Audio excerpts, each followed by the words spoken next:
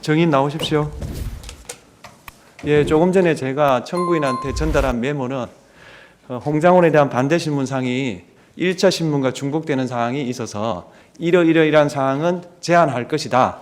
그러니까 알아서 좀 빼줬으면 좋겠다. 이런 뜻으로 보냈습니다. 예.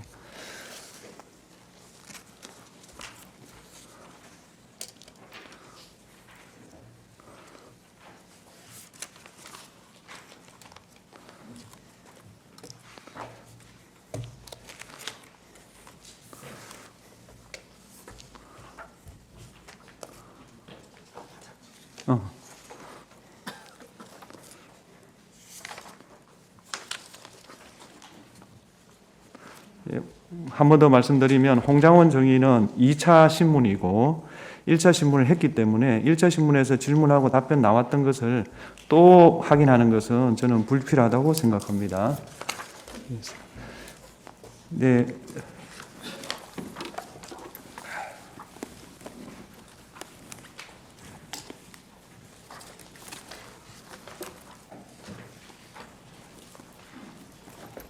예, 두 번째 정인에 응해 주셔서 고맙습니다. 예, 감사합니다. 자료를 좀 정리해 왔다. 그걸 좀 보고했으면 좋겠다. 이런 말씀하셨는데 그 자료를 저한테 보여주십시오. 예, 제가 보고 적절 여부를 판단하겠습니다.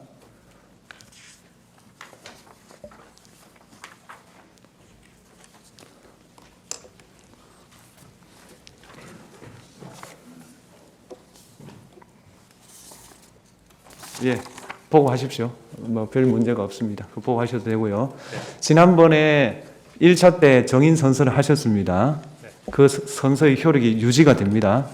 바꿔 말하면 오늘도 거짓말 하시면 위정죄로 처벌받는다. 그런 내용입니다. 네. 그리고 정은 거부권 고지는 지난번에 해드렸고요. 네. 다 이해하셨죠?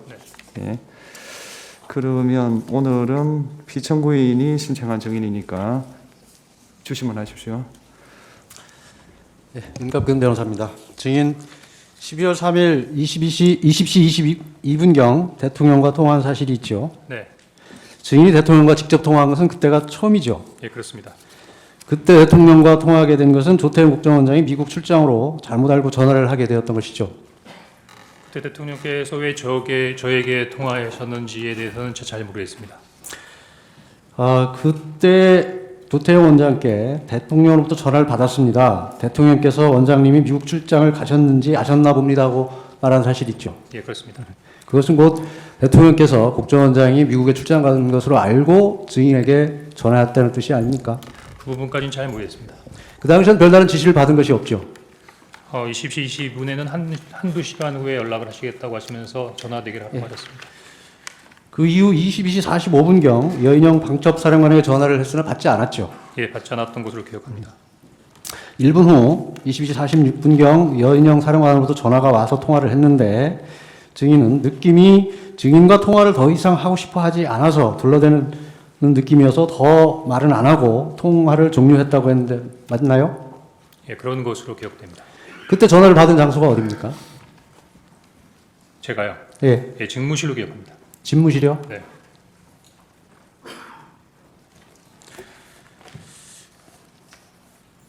그때도 여인영 사령관이 바쁘게 움직이고 있어서 제 말에 바로 대답을 하지는 않고 여기저기 지시를 하는 것 같아서 상당한 시간 대답을 하지 않다가 상당한 시간 폰만 들고 다른 일을 하고 있는 것 같아서 더 이상 통화가 어렵다고 생각해서 알았어 하고 끊었다고 했는데 맞나요?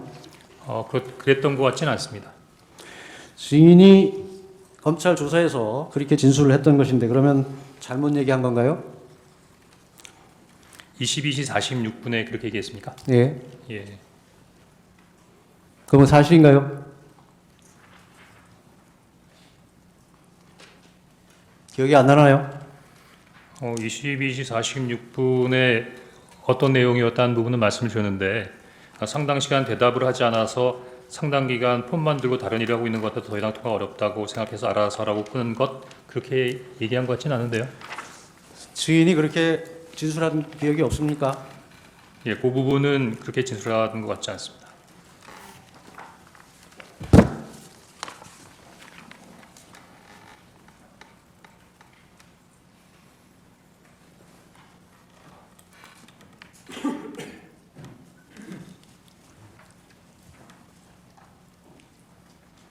보면 여사관도 바쁘게 움직이고 있어서 제 말에 바로 대답을 하지 않고 여기저기 지시하는 것 같아서 상당한 시간 대답을 하지 않다가 저 정부의 말만 했고 상당한 시간 폰을 놓고 다른 일을 하고 있는 것 같아서 제가 더 이상 통화하기 어렵다고 생각해서 알았어 하고 끊었습니다. 이렇게 진술했죠? 예, 저기 문건을 보니까 그렇게 진술한 것 같습니다. 그러면 어느 게 이렇게 진술한 게 맞는 거죠? 이렇게 네. 통화한 것이 맞는 거죠? 네, 그렇습니다. 22시 53분경 대통령으로부터 전화가 와서 통화를 했죠. 그렇습니다. 이때는 조태용 국정원장이 국내에 있다는 것을 대통령이 알고 있던 시점이죠. 그 부분에 대해서는 제가 잘 모르겠습니다. 증인은 대통령과 통화한 후 22시 58분경 여인영에게 전화를 걸었죠. 그렇습니다. 앞에서 말씀드렸듯이 여인영이 비협조적으로 전화를 받는데 다시 전화를 건 이유는 무엇인가요? 대통령께서 방첩사를 지원하라고 말씀하셨던 지시사항을 수명하기 위해서였습니다. 그때도 여인영이 폰만 들고 다른 바쁜 일을 하고 있어 대화를 나눌 상황이 안 된다고 판단해서 통화를 마쳤다고 했는데 맞나요? 예, 아까 그 첫 번째 내용하고 비슷한데 제가 22시 53분과 23시 06분에 진술한 내용에 대해서 조금 정정할 필요성을 좀 느끼고 있습니다. 정정이 아니고 그렇게 진술한 게 맞습니까? 조사에서 그렇게 진술을 했는데 진술한 것이 맞습니까? 검찰에서는 진술했는데 지금 다시 한번 생각해 보니 22시 53분과 23분의 내용이 조금 혼동된 부분이 있어서 정정할 필요가 있다고 말씀드렸던 겁니다. 그 당시 진술한 게 정확하겠습니까? 지금 두 달이 지난 시점에서 기억하는 것이 정확하겠습니까? 당시에는 제가 검찰 조사 받을 때 병원에 입원한 상태에서 전화를 받았었고 병상에서 투약한 상태에서 알겠습니다. 예, 그 당시 통화한 장소는 어딘가요? 언제 말입니까? 22시 58분 말입니다. 22시 58분에 공관 앞 공터로 기억하고 있습니다. 확실합니까? 예, 그렇게 기억합니다. 사실 23시 6분 여인원과 통화한 사실이 있죠. 그렇습니다. 증인이 전화를 한 것이죠. 그렇습니다. 계속 바빠서 전화를 못 받는데 또 통화한 이유가 무엇입니까? 바빠서 대화를 안 되는데 또 전화한 게 아니라 제가 정정하려고 했던 건 22시 58분과 23시 06분에 중요한 대화가 이어지고 있었습니다. 그것이 검찰에서 조사받을 당시 그런 일이 있었을 직후에는 기억이 안 나고 지금 기억이 난다는 그런 취지인가요? 아닙니다. 검찰에서 조사를 받을 때도 그랬고 최근까지도 그렇게 생각을 했었는데 이번에 조태영 원장님께서 CCTV를 공개하면서 구체적인 사실을 적시하니까 그런 상황과 견주어 여러 가지 부분들을 재검토하는 부분 중에서 22시 58분과 23시 06분과의 진술과 관련해서 22시 58분의 내용을 23시 06분에 두 가지 대화를 한꺼번에 대화한 것처럼 23시 06분의 대화로 진술했다는 다시 걸 묻겠습니다. 확인했습니다. 22시 58분경 네, 전화를 했을 때 공관 주차장이 확실합니까? 예, 그렇게 기억이 됩니다. CCTV 영상에 보면 그 당시에는 본관으로 진입하면서 통화한 것으로 나타나는데 이것도 그럼 기억이 잘못된 겁니까? 지금 그러지 않아도 막 들어오면서 국정원에도 공개한 CCTV를 봤는데 현재 그 CCTV가 정확한다 하더라도 저는 나름대로 몇 가지 부분에 있어서 의문을 가지고 있습니다. 그래서 증인의 생각이고 어쨌든 CCTV 상에는 증인이 공관 주차장에 전화를 하지 않고 본관에 진입하고 있었다는 것은 객관적 사실인 것입니다. 계속 묻겠습니다. 23시 6분에 통화를 했을 때 이때도 바쁜 것 같았지만 좀 세게 야 어떻게 된 거야 해도 답을 제대로 안 하고 꾸물거리기에 부인에게 전화를 받았어. 대통령께서 너희들을 지원해주라고 하자 말투가 부드러워졌다고 진술을 했는데 이것은 사실인가요? 예, 그렇습니다. 그리고는 국회는 경찰과 협조해서 봉쇄하고 있습니다 하고 좀 뜸을 들이더니 선배님 이걸 도와주세요. 저희 체포조가 나가 있는데 수재 파악이 안 돼요. 명단을 불러드릴게요. 이렇게 했다는데 유현영 사령관이 맞나요? 맞습니다. 그리고 그 명단을 받아 적다가 이거 미친놈이다 하는 생각이 들어서 그 다음은 제대로 적지 않았다고 했는데 이것도 맞나요? 예, 그렇습니다. 그때 불러준 명단이 누군가요? 그때 지금 요거 보고 말씀드려도 됩니까? 기억에 의존해서 말씀하세요. 예. 아니 그거는 봐도 돼요. 네. 메모기 때문에. 예. 그때 제가 아니 그냥 쭉 읽으세요 빨리. 예.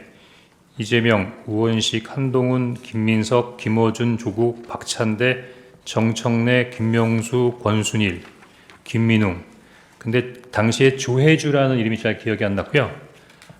노총위원장이라고 들었던 것 같은데 나중에 위원장.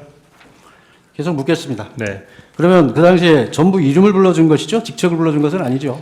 이름하고 또 간간히 뭐 예를 들면 뭐 노총위원장 이렇게 그 직책도 좀 있었던 것 같습니다. 간간이가 아니고 노총위원장은 직책을 부르는 건 노총위원장 한 명인 건가요?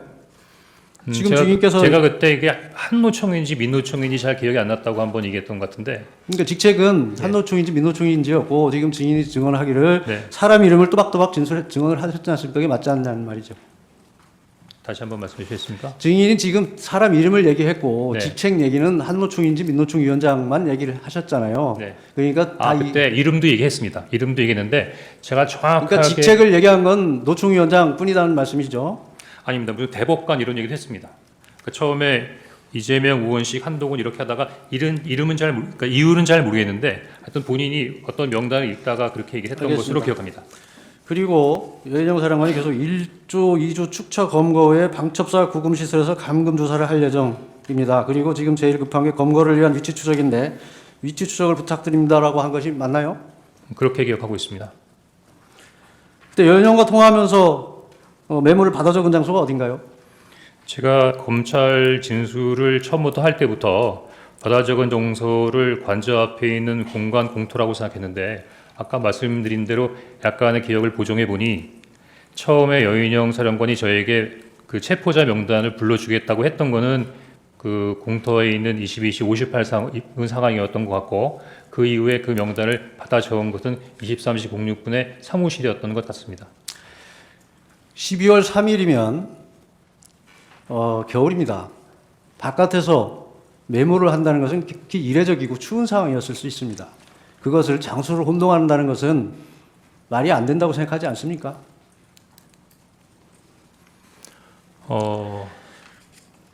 그 이후에 명단을 받아 적은 후에 네. 어떻게 했습니까?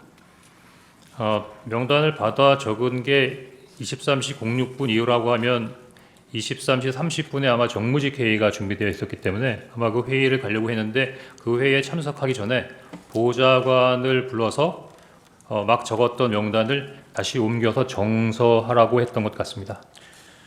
증인이 진술하기를 보좌관에게 작은 수첩을 주면서 한번 정리해봐라. 나도 잘 못 알아보겠다고 해서 보좌관이 다시 그 내용을 작성했고 처음 적은 작은 메모는 글씨를 너무 날려 적어서 보기 힘들어서 구겨서 버렸다. 이렇게 진술을 했는데 맞나요? 일단은 그 두 번째 메모를 옮겨 적은 것을 받은 다음에 두 번째 메모가 있으니까 아니, 그러니까 이 진술을 한 게 맞냐고만 묻습니다. 보통 자기가 쓴 것을 자기도 못 알아보는데 네. 그것을 보좌관에게 정리시킨다는 것이 상식에 부합하지 않을 뿐만 아니라 지금 증인이 진술하였듯이 그 엄청난 명단을 불러줘서 미친 짓이다까지 생각했던 명단을 보좌관에게 정리시킨다는 것은 이게 상식에 부합한다고 생각하십니까? 지난번 변론 때 그 조태용 국정원장님께서 내부 조사를 통해서 그 보좌관에게 제가 지시를 했고 정서토록 했다는 부분의 조사 결과를 직접 말씀하셨던 것 같은데요. 본인이 못 알아보는 것을 보좌관이 정리할 수 있습니까? 그 보좌관이 제가 잘 못 알아보는 글씨로 몇 번 정서를 부탁했던. 이 보좌관이 누군가요? 지금 보좌관은 현재 국정원에 근무하고 있는 직원입니다. 예, 누구 이름은 밝힐 수 없나요? 지난번에 조태용 원장님도 어떤 직원에 대한 성명을 얘기하는 부분에 대해서 말씀하셨는데 제가 숨기려고 하는 것이 아니고 국정원 알겠습니다. 직원에 대해서는 이 인원과 조직에 보좌관이 대해서는 증인의 이 보좌관이 메모를 정서했다는 이 보좌관이 현대고등학교를 졸업한 한동훈 전 대표의 친구는 아닌가요? 제 보좌관의 친구들이 어떤 사람인지까지는 제가 기억하지 못하고 있습니다.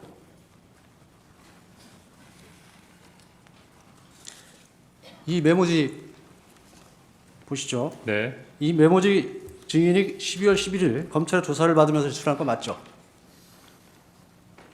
예, 맞는 것 같습니다. 잠시만요.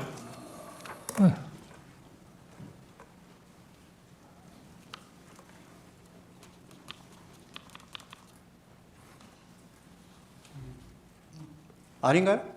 맞습니다. 예.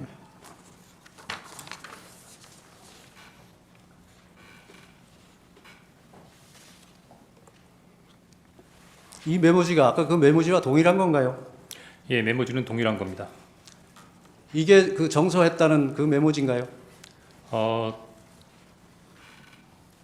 정서를 보좌관이 두 번에 걸쳐서 했습니다.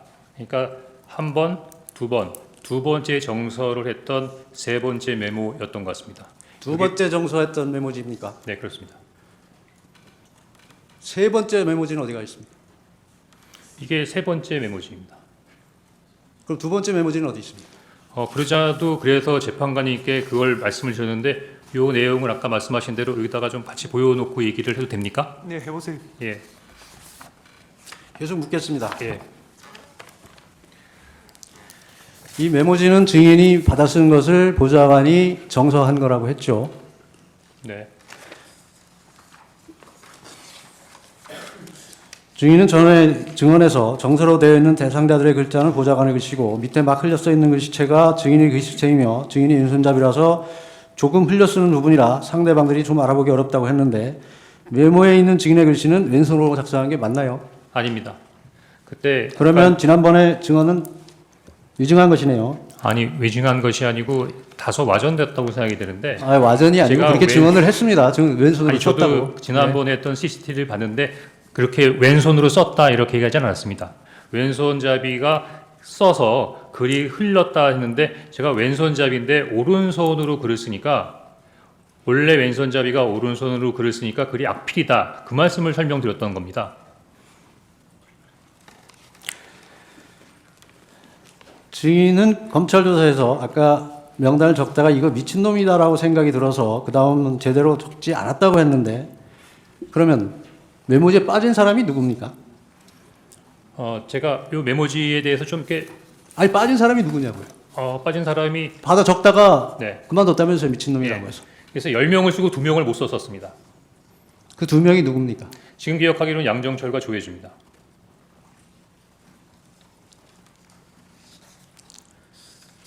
이 메모지에서 증인이 직접 작성한 부분은 이 파란색 그거 좀 띄워주시죠. 파란색 부분하고 검은색인데 검은색이 증인이 직접 작성한 부분입니까?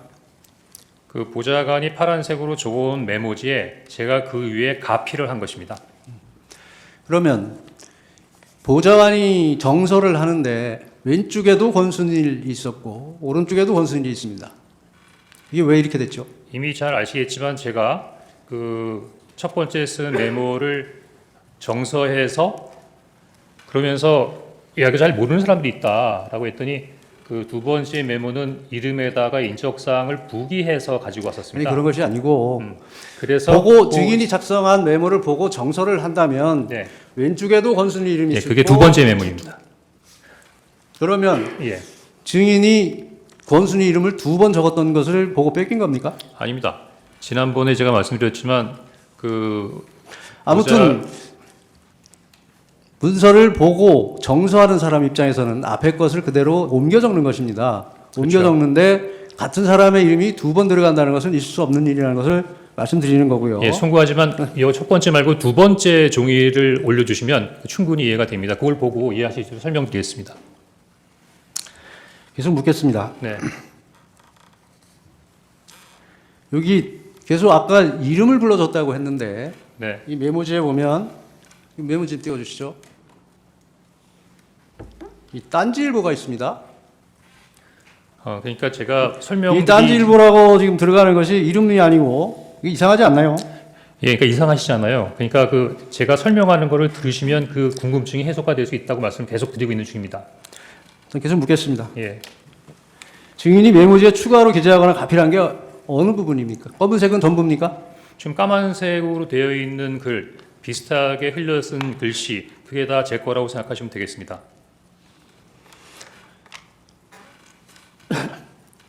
여인영 방첩사령관으로부터 이제 불러주는 명단을 메모로 해서 그것을 보좌관에게 정서하도록 시켰는데 여기 보면 딴지일보 이상한 게 들어가 있고 권순일이라는 이름이 두 번 적혀 있고 또 조국 전 의원, 박찬대 의원은 빠져서 추가로 적는 일이 생겼습니다. 왜 이런 일이 생겼을까요?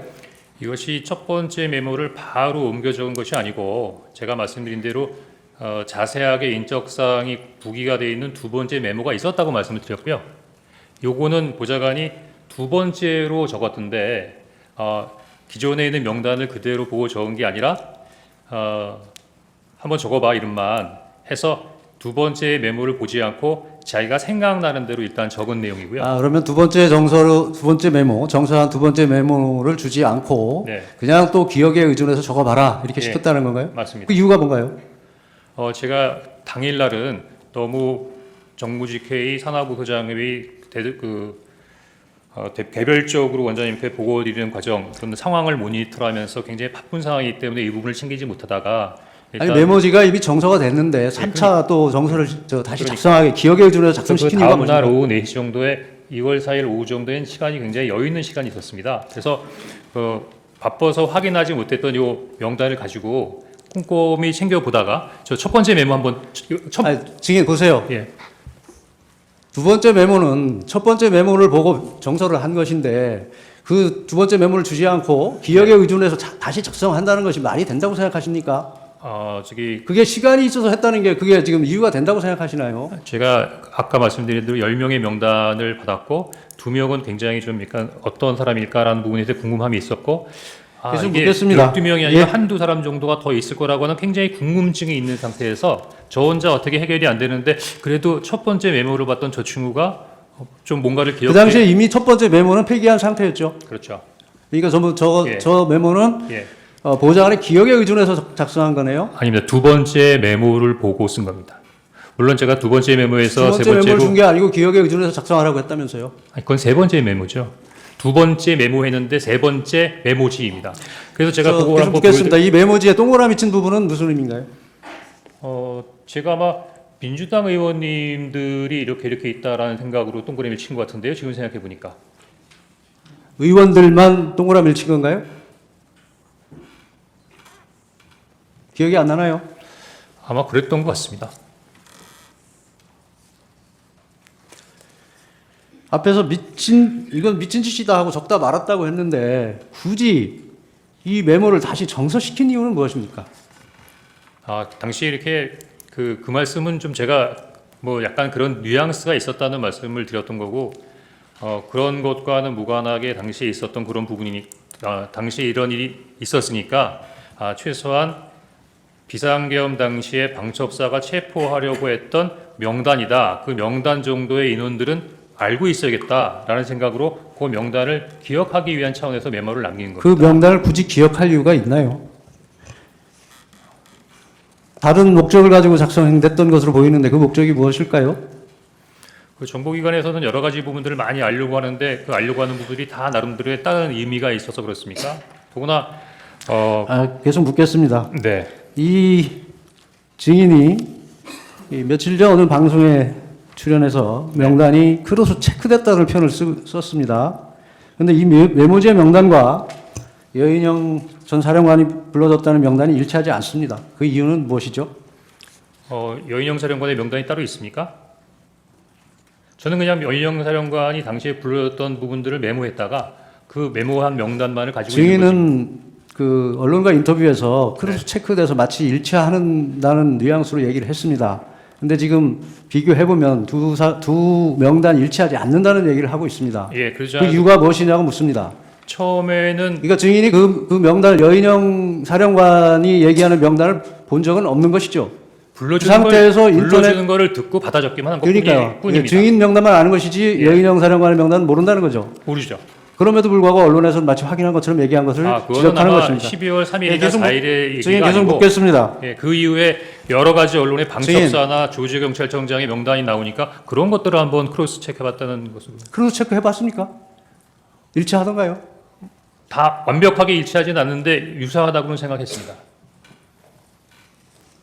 유사하다고 생각했습니까? 일치하지 않는 부분이 어떤 부분이든가요? 계속 묻겠습니다.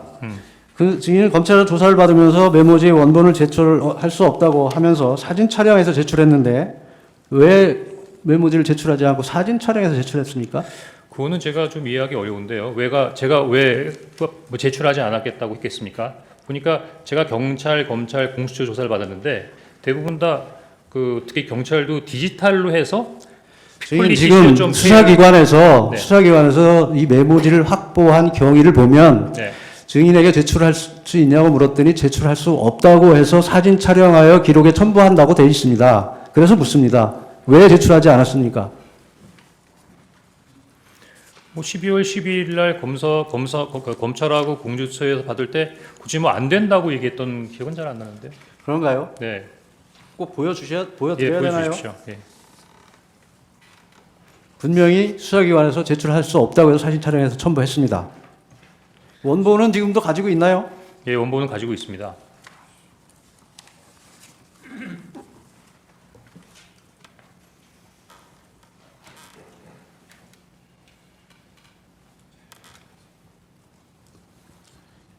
여기 보시면 당분간 제가 사용해야 돼서 임의 제출은 어렵겠지만 이렇게 돼 있지 않습니까? 예. 이걸 어디에 사용하려고 했습니까? 당분간- 메모지 우측 상단에 네. 14명, 16명은 증인이 기재한 거죠. 네, 그렇습니다. 언제 기재한 건가요? 다른 검정색 가필할 때 같이 기재했던 그때 것 같이 같습니다. 한 건가요? 네. 여기 저 지금 화살표를 보면 양쪽으로 화살표가 보입니다. 네. 이 화살표는 무슨 뜻이죠? 제가 처음에 기억할 때 10명의 명단을 정확하게 기재를 했고 2명은 누가 잘 모른다고 했는데 그 모르는 사람 중에 한 사람이 성관이 관계자였다. 그래서 그 전 성관이 관계자 2명인데 그 2명 중에 한 사람이 권순이다라는 의미로 거기다가 그 화살표를 해놨던 것 같습니다. 이 검찰에 이 원본을 제출하지 않은 이유가 네. 위치 확인 지원이나 정치적 활용 목적으로 또는 민주당에 제공하기 위한 목적은 아니었나요? 12월 11일이면 벌써 12월 6일 날 정보위원장 면담을 통해서 관련된 사항들이 다 나온 부분이기 때문에 그 이후에 이걸 활용한다고 해서 무슨 다른 도움이 이 됐을까요? 명단에 보면 지금 증인은 10명이라고 했는데 12명이고 네. 지금 저 화살표를 보면 네. 위에 두 직책이 권순일 전 대법관이라는 의미로 보입니다. 네. 그런데도 불구하고 위에 14명, 16명이라고 적은 것은 무슨 이유일까요? 제가 몇 번 말씀드리지만 처음에 들을 때부터 10명의 명단을 정확하게 들었고 12명의 명단을 정확하게 기억이 났고 2명은 듣기는 들었는데 잘 기억을 못했고 그러면 그런데 16명은 왜 적었습니까? 그런데 한두 명 정도가 더 있었던 것 같아서 내가 들은 게 그러니까 한 증인이 추측에 의해서 적어놓은 겁니까? 예, 14명까지는 들었는데 16명일 수도 있겠다라는 생각으로 적어 놓은 겁니다.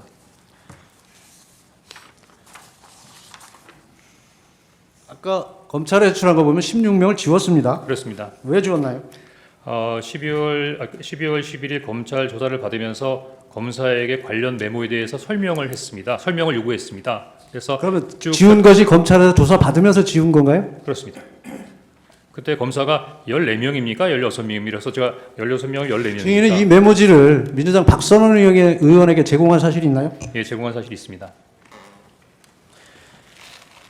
지난길 법정에서 소추인 측 대리인이 물었을 때 박선원 의원이 며칠 뒤에 따로 연락하여 내가 설명을 못 들었으니 한 번 더 설명을 해달라고 해서 증인이 가지고 있던 메모를 박선원 의원의 휴대전화로 찍은 것이라고 했는데 맞나요?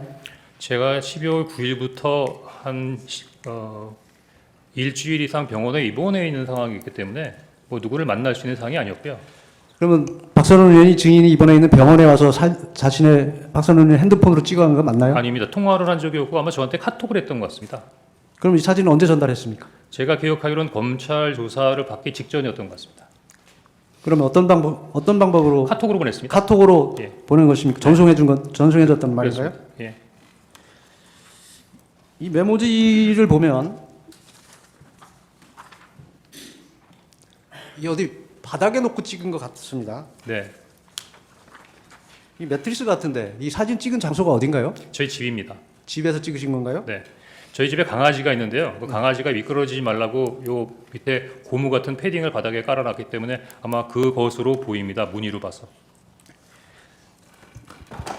제해 주신 분 네, 또 하겠습니다.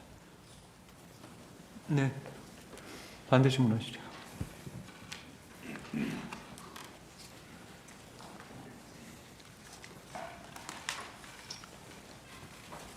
예, 먼저 그 증인 진술조서 20쪽을 제시하겠습니다. 그 증인 검찰 조사 받으실 때 메모 원본도 들고 조사 받으셨죠? 그렇습니다. 그래서 검사에게 이제 보여주셨고요. 네. 그래서 이제 여기 보시면 이제 원본을 제출할 수 있는지 물었는데 현재로서는 이제 원본에 이미 제출은 힘들고 일단 이제 사진을 촬영하도록 해서 제출하신 것이죠. 맞습니까? 그래서 제가 감히 그 상태에서 검사께서 가져가겠다고 하는데 안 드리진 않은 것 같고요. 제가 아마 참고인이니까 피의자가 아니라서 압수수색할 수는 없는 부분이고 아마 저한테 뭐라고 말씀하셨는데 뭐 사진을 찍어가도 괜찮다 이렇게 해서 그냥 사진을 찍어 가신 것 같은데요. 예. 전 알겠습니다. 도리어 그 다음에 경찰에서도 와서 그 사진을 찍었는데 그 검찰은 또 특이하게 이메일을 통해서 police.co.kr이라고 하는 무슨 이메일을 보내서 글로 넣어야 증거 효력이 있다고 해서 그래서 전 요즘에는 다 디지털식으로 증거를 수집하는 줄 알았습니다. 예. 그 이제 준비된 신문사항 여쭤보겠습니다. 그 1항입니다. 그 비상계엄 당시에 증인은 국정원에서 약 30년 동안 근무해서 조직에 관해서 잘 알고 계시던 상황이셨죠. 조직이 자꾸 변하니까 꼭 그렇다고 할 수 없지만 그래도 대체적인 부분에 있어 이해도는 높다고 판단합니다. 예. 그 조태용 국정원장은 국정원에 오신 지 1년도 채 안 되던 시점이었죠. 네. 예, 2항, 3항 생략하겠습니다. 4항, 5항도 생략하겠습니다. 6항입니다. 그 증인은 그 당일 그 계엄 당일에 조태용 국정원장에게 보고하시면서 대통령으로부터 전화를 받았습니다. 대통령께서 원장님이 미국 출장을 가셨는지 아셨나 봅니다라고 이제 말씀하신 것 같은데 그 이유가 대통령이 증인에게 이제 직접 전화하신 것에 대해서 나름대로 조태용 국정원장이 기분 상하도록 하지 않도록 하기 위한 그런 차원이었습니까? 사전에 뭘 얘기한 게 아니라 그냥 추정으로 얘기한 거고요. 예. 예. 별 뜻 없이 뭐 얘기하신 그런 겁니까? 거 아니면 나한테 전화할 이유가 없는데라는 어떤 그런 뉘앙스로 원장님께 말씀드렸습니다. 예, 알겠습니다. 7항입니다. 그 피청구인은 그 2월 4일 심판정에서 이제 이렇게 말씀을 하셨습니다. 이제 피청구인이 증인에게 계엄 관련해서 방첩사를 도와주라고 이제 지시를 안 하셨다는 취지로 만약에 계엄 관련해서 방첩사를 도와주라고 지시한 것이라면 피청구인이 방첩사령관에게 직접 전화를 해서 애로사항이 있으면 국정원 1차장에게 통화를 했으니 국정원 1차장에게 전화를 하라고 말했어야 하는데 방첩사령관에게 전화를 직접 하지 않았다 이런 취지로 말씀을 하셨어요. 그런데 그 증인은 피청구인이 비상계엄 당일에 12월 3일 23시 무렵입니다. 그 여인영 방첩사령관에게 2차례 직접 전화하신 사실을 알고 계신가요? 그 당시로서는 제가 하고 있는 거 이외에는 다른 내용들을 알 수 있는 상황은 아니었습니다. 예.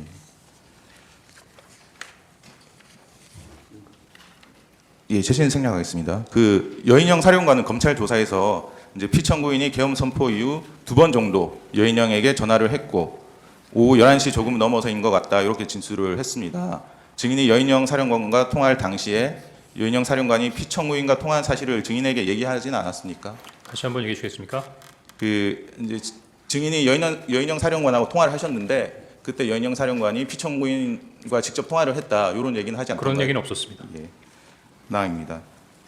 이 나항은 생략하고요. 뒷 질문만 물어보겠습니다. 그 여인영 사령관은 피청구 이렇게 진술을 합니다. 보여드리겠습니다. 그 갑제 49호 중에 15 여인영 피신조서 44쪽입니다.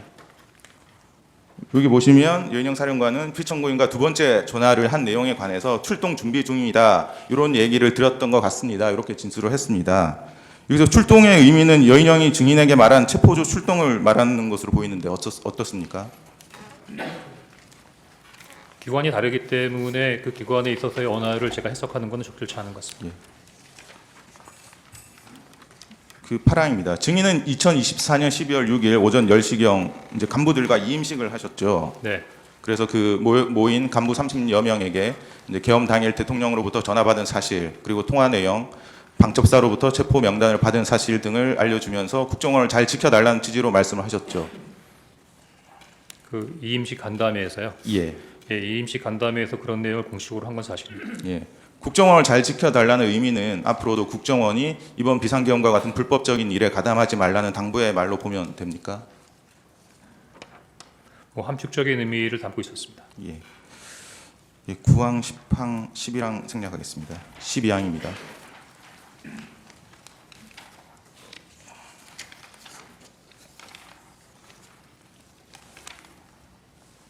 일제 171호증의 1 메모를 제시하겠습니다. 증인 아까 이제 말씀할 기회가 없으셨던 것 같은데 이 메모의 작성 경위에 대해서 간략하게 설명을 해주실 수 있으십니까? 예, 시간을 주신다면 말씀드리겠습니다. 예. 제가 전달했던 첫 번째 거를 올려주시고요.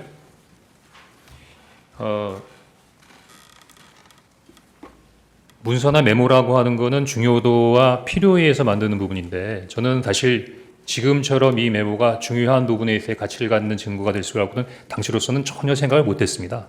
다만 당시로서는 더구나 비상계엄이 해제된 이후이지만 방첩사에서 비상계엄의 기간 동안에 왜 이런 사람들을 체포하려고 했을까라는 궁금증이 있었고 지금 당장은 어떻게 모르지만 이런 명단들에 대해서 좀 관심을 가져봐야겠다는 생각이기 때문에 나름대로 메모를 해서 이름들을 잊어먹지 않기 위해서 만들어 놓은 겁니다.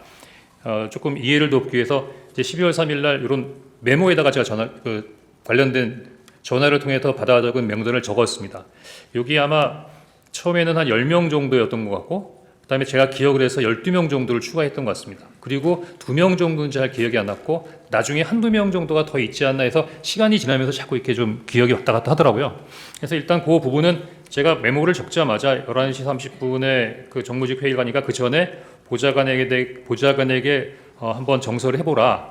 근데 제가 그렇게까지 하라 그런 건 아니었는데 그냥 모르는 사람인데 좀 알아봐. 그랬더니 이 두 장에 아주 빽빽하게 사람의 이름과 인적 사항을 적어서 갖고 왔습니다. 사실은 뭐 이렇게 복잡하게 적어놨나 하는 생각이 들었었는데 일단 요 두 번째 메모가 만들어졌고요. 다음 장 주십시오.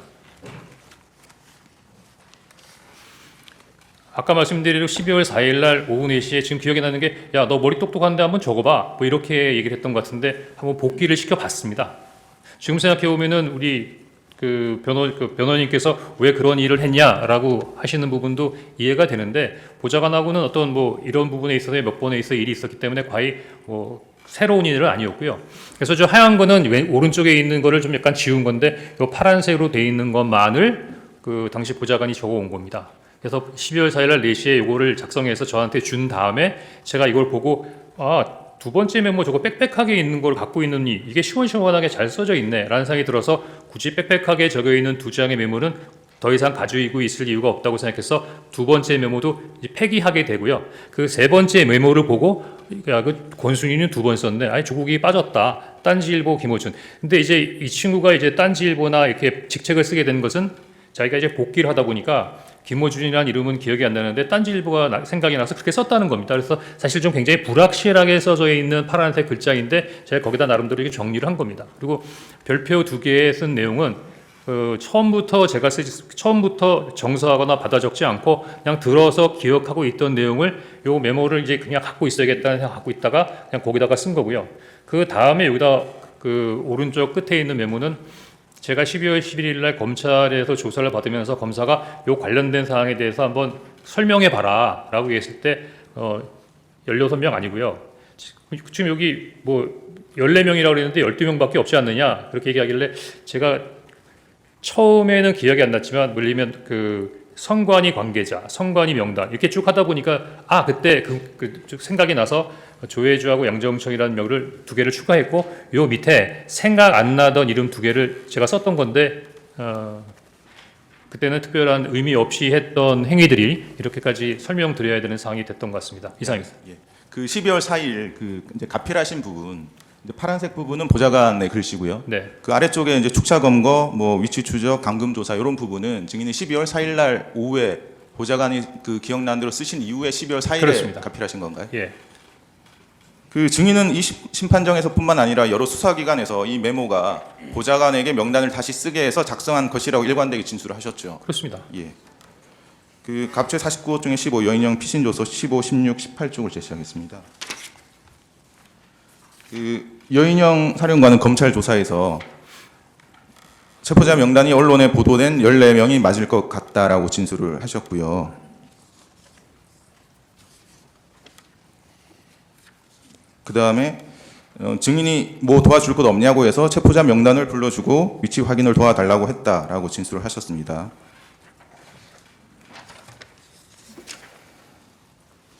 그리고 홍장원에게 요청한 위치 추적 대상자가 조지호 경찰청장에게 요청한 위치 추적 대상자와 동일한 것 같다라고 진술을 하셨습니다. 그래서 여인영 사령관의 진술은 이제 증인의 증언, 여인영으로부터 체포 대상자에 대한 위치 추적을 요청받았다라는 내용과 증인이 작성한 메모의 내용과 일치하는 것으로 보이죠. 그런 것 같습니다.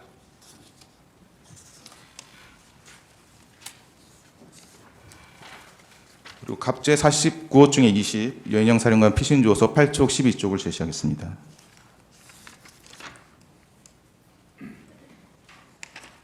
여인영 사령관 휴대전화 포렌식 결과인데요.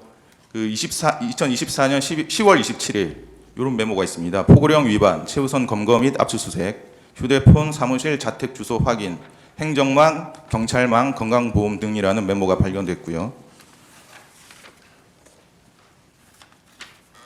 그리고 2024년 11월 9일에 이미 계엄 당일에 체포 명단과 거의 동일한 이재명, 조국, 한동훈, 정청래, 김민석, 우원식, 이하경, 박찬대, 김민웅, 양경수, 최재형, 김어준, 양정철, 조혜주 등 14명의 명단이 이미 작성되어 있었던 메모가 발견되었습니다. 지금 이런 사실은 모르셨죠? 제가 들었던 이야기 이외에 다른 부분에 대해서는 일체의 정보가 없었습니다. 예, 14입니다. 갑제 45호증의 10 조지호 청장의 피신 2회 피신 조서 28, 30쪽을 제시하겠습니다. 조지호 청장은 이제 여인영 사령관과 두 차례 통화를 했는데 첫 번째 통화는 22시 30분에서 22시 40분경 사이였다. 첫 번째 통화에서 안보수사요원 100명을 지원해달라. 그리고 두 번째로 선관위 예, 우리가 들어갈 것이다라고 했고, 세 번째로 이제 메모를 좀 해달라고 하면서 사람 이름을 불러줬는데 총 15명이라고 했다. 이재명, 우원식, 박찬대, 정성래, 김명수, 권순일이라고 했고, 이제 김동현이라고 들어서 경기도지사인 줄 알았는데 누구냐고 물어보니 김동현이라고 이재명 무죄 선고한 판사라고 했다. 이 사람을 체포할 건데 위치 추적, 위치 파악을 좀 해달라고 했다. 근데 우리가 할 수 없는 일이라고 했다. 이렇게 진술을 하셨고요. 그다음 두 번째 통화에 대해서는 여인영이 급한 돈으로 짧게 얘기했는데 한동훈 추가입니다. 라고 말했다고 진술을 하셨습니다. 조지호 진술 내용도 증인이 메모에 기재한 그 체포 명단과 거의 일치하는 것으로 보이죠. 명단을 직접 맞습니까? 읽어보지 않아서 그렇습니다만 언론에서 나온 걸로 보니까 좀 유사하다고 느꼈습니다. 예.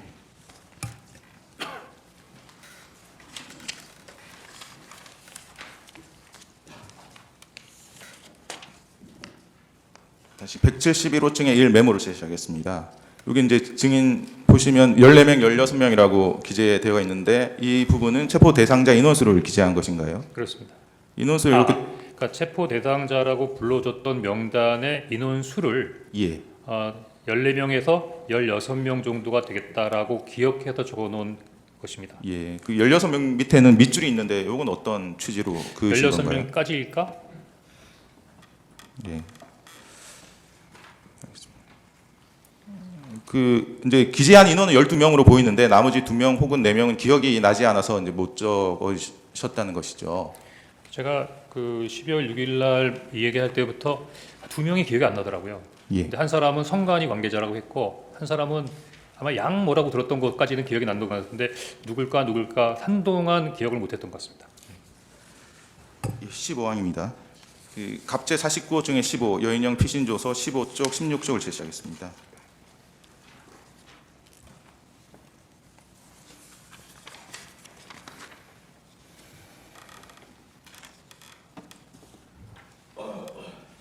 여인영은 검찰 조사에서 김용현으로부터 뭐 10명 정도 머릿속에 있었는데 장관님께 또 전화가 왔습니다. 이 3명부터 잡아라 라고 얘기를 들었고 그 3명이 이재명, 한동훈, 우원식이었습니다. 라고 진술을 했습니다. 그리고 이제 갑제 29호 중에 10 김대우 검찰 진술조서 13쪽을 제시하겠습니다. 김대우 방첩사 수사단장도 검찰 조사에서 5개 정도 출동시켰을 무렵 사령관님이 연락이 와서 이재명, 우원식, 한동훈 이 3명에 집중을 하라고 했다. 그래서 이미 출동한 인원 포함해서 전 수사관에게 위 3명에 집중해서 체포하라고 했다. 이렇게 진술을 했는데 이렇게 주요 인물 3명을 먼저 체포하고 그 후에 나머지 사람을 순차적으로 체포하는 방식이 증인이 이제 메모에 기재한 1조 2조 축사 검거 방식이 맞습니까? 그건 잘 모르겠습니다.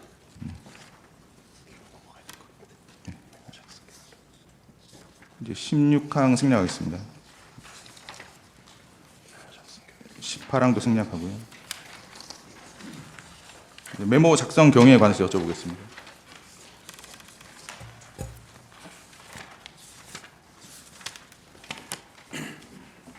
그 19항입니다. 그 조선일보 등 일부 언론 보도를 보면 증인이 국정원장 공간 앞 공터에서 메모를 작성을 했다면 피청구인과의 22시 53분경 이제 통화 이전에 메모를 작성했을 가능성이 있다, 이런 주장이 있습니다.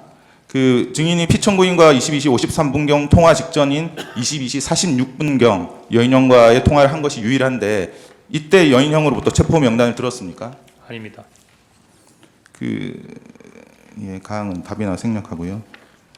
증인은 여인형과의 22시 46분경 통화 이후에 국정원장에게 연락을 했는데 연락이 되지 않아서 산하 부서장들에게 비상 소집을 지시하고 국정원장을 만나러 사무실에서 국정원장 공간으로 갔던 것이 맞나요? 맞습니다. 국정원 사무실에서 국정원장 공간까지는 자동차로 약 3분 거리라고 하는데 맞습니까? 네. 증인 혼자서 자동차로 운전해서 갔었나요? 아닙니다. 그때 수행원하고 운전원이 별도 있었습니다. 그 증인은 22시 53분경 그 국정원장 공간 대기실에서 피청구인의 전화를 받았습니까? 그렇습니다. 그 당시에 국정원장의 공간 비서실 직원이 증인이 전화하는 모습을 볼 수 있었다고 하던데 맞습니까? 그렇습니다.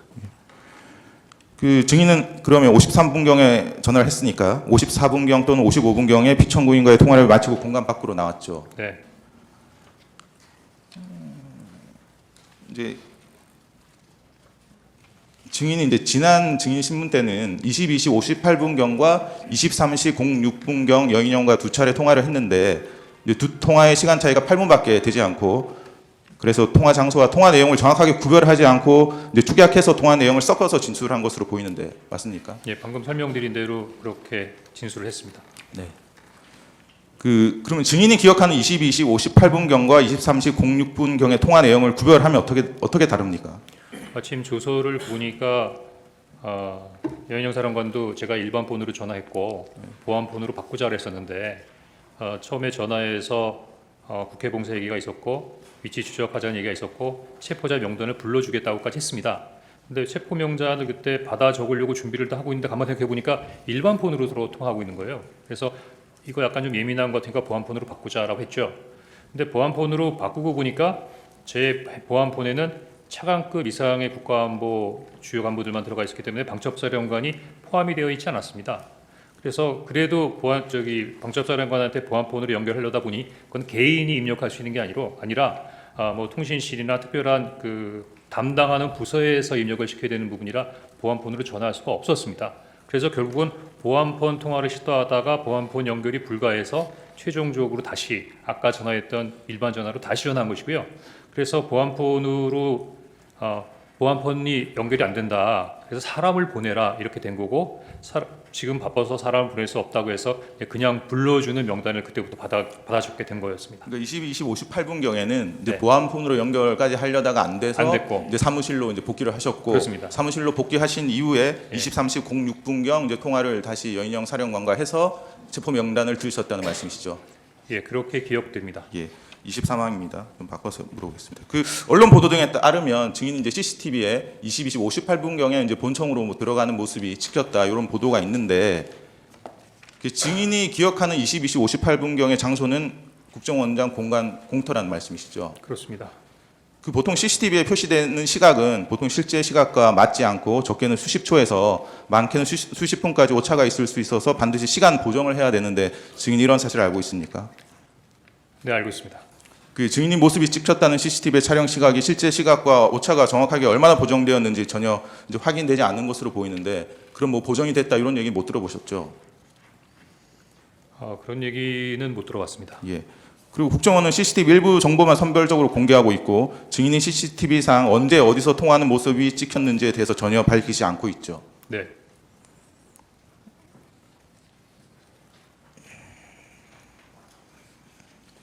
24항 생략하겠습니다. 25항도 생략하겠습니다. 26항입니다. 증인이 12월 4일 이제 오후에 보좌관에게 전날 밤에 작성했던 명단을 다시 작성해라고 했는데 그 당시에는 보좌관이 처음에 그 12월 3일 밤에 작성했던 메모가 없어졌기 때문에 그렇게 다시 작성하라고 하신 건가요? 아닙니다. 그럼 다시 작성하라고 하신 이유가 정확히 어떤 건가요? 12월 4일 오후에 그 명단을 쭉 보고 있으니까 계속 그 두 명이 생각이 안 났던 부분이 머리를 맴돌았고 한두 명 정도가 더 있을 텐데라는 생각이 들었는데 다시 여인영 사령한테 물어볼 수 있는 사안은 아니었기 때문에 혼자서 이렇게 할까 저렇게 할까 하다가 뭐 특별한 의미는 없지만 보좌관에게 야 너 머리 좋으니까 한번 다시 써봐라고 얘기를 했고 사람이 어떤 일을 할 때 꼭 한 가지 이유로만 얘기하지 않지 않습니까? 사실은 첫 번째 메모를 그 두 장으로 나눠서 써오는데 사람 이름에 가로 열고 뭐뭐뭐 해갖고는 아주 빽빽하게 나서 어떻게 보면 보기가 어려울 정도로 복잡한 메모라 이거 버리고 새로 써야겠다는 생각을 했었는데 마침 이제 보좌관이 들어오길래 너 머리 좋으니까 한번 이름만 다시 한번 시원시원하게 써봐. 하여튼 뭐 이런 식으로 얘기를 했던 것 같습니다. 예. 그래서 그 파란색 볼펜으로 이렇게 이름하고 본인이 기억하려다가 기억하지 못한 부분을 직책으로 해서 이렇게 한 10명 정도를 기억해서 썼던 것 같습니다. 예. 그러면 12월 3일 밤에 작성한 체포 명단과 12월 4일 오후에 작성한 체포 명단이 동의를 합니까? 명단은 다 동일합니다. 예. 의제 127호증의 1 이제 홍장원 검찰 제출 자료 21에서 25쪽을 제시하겠습니다. 요 메모들이 있는데요.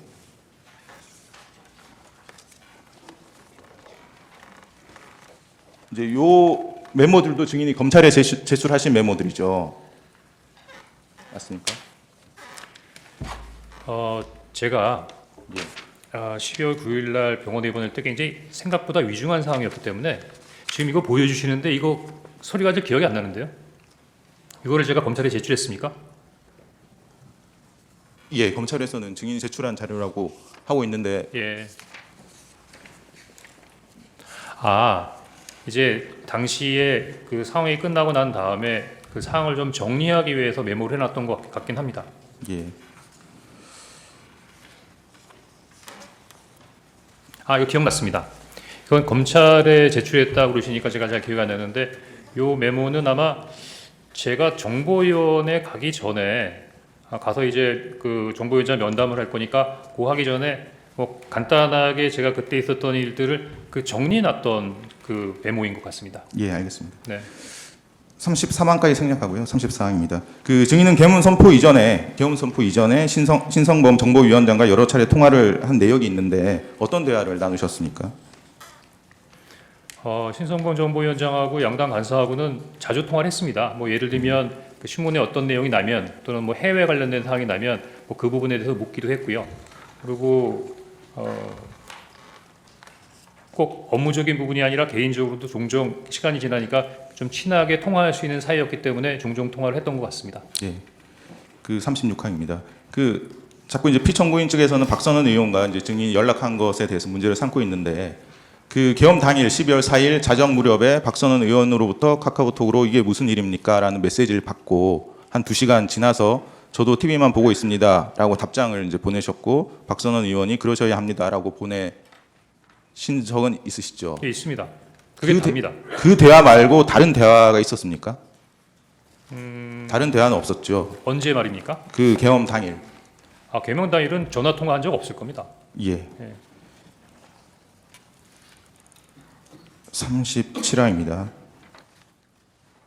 그 조태용 국정원장의 이제 통화 내용을 보면 신성범 정보위원장, 성일종 국방위원장과 통화한 내역이 많이 있는데 이제 국정원장과 국정원 1차장 등 이제 국정원 정무직들이 정보위원회, 국방위원회 위원장, 여당 간사, 여당 야당 간사들과 연락하는 것이 뭐 특별히 이례적인 일은 아니죠. 네, 그렇게 생각합니다. 이제 피청구인 측에서는 이제 증인이 계속 야당 쪽과 연락한 것을 이제 이상하게 탄핵 공작이다 이렇게 주장을 하고 있는데 그 조태용 국정원장의 통화 내역을 보면 의제 133호증입니다. 그 계엄 전날 12월 2일 17시 51분경에 이제 영부인과 문자 메시지도 주고받고요. 그리고 계엄 당일인 12월 3일 오전 09시 49분경에도 메시지를 주고받습니다.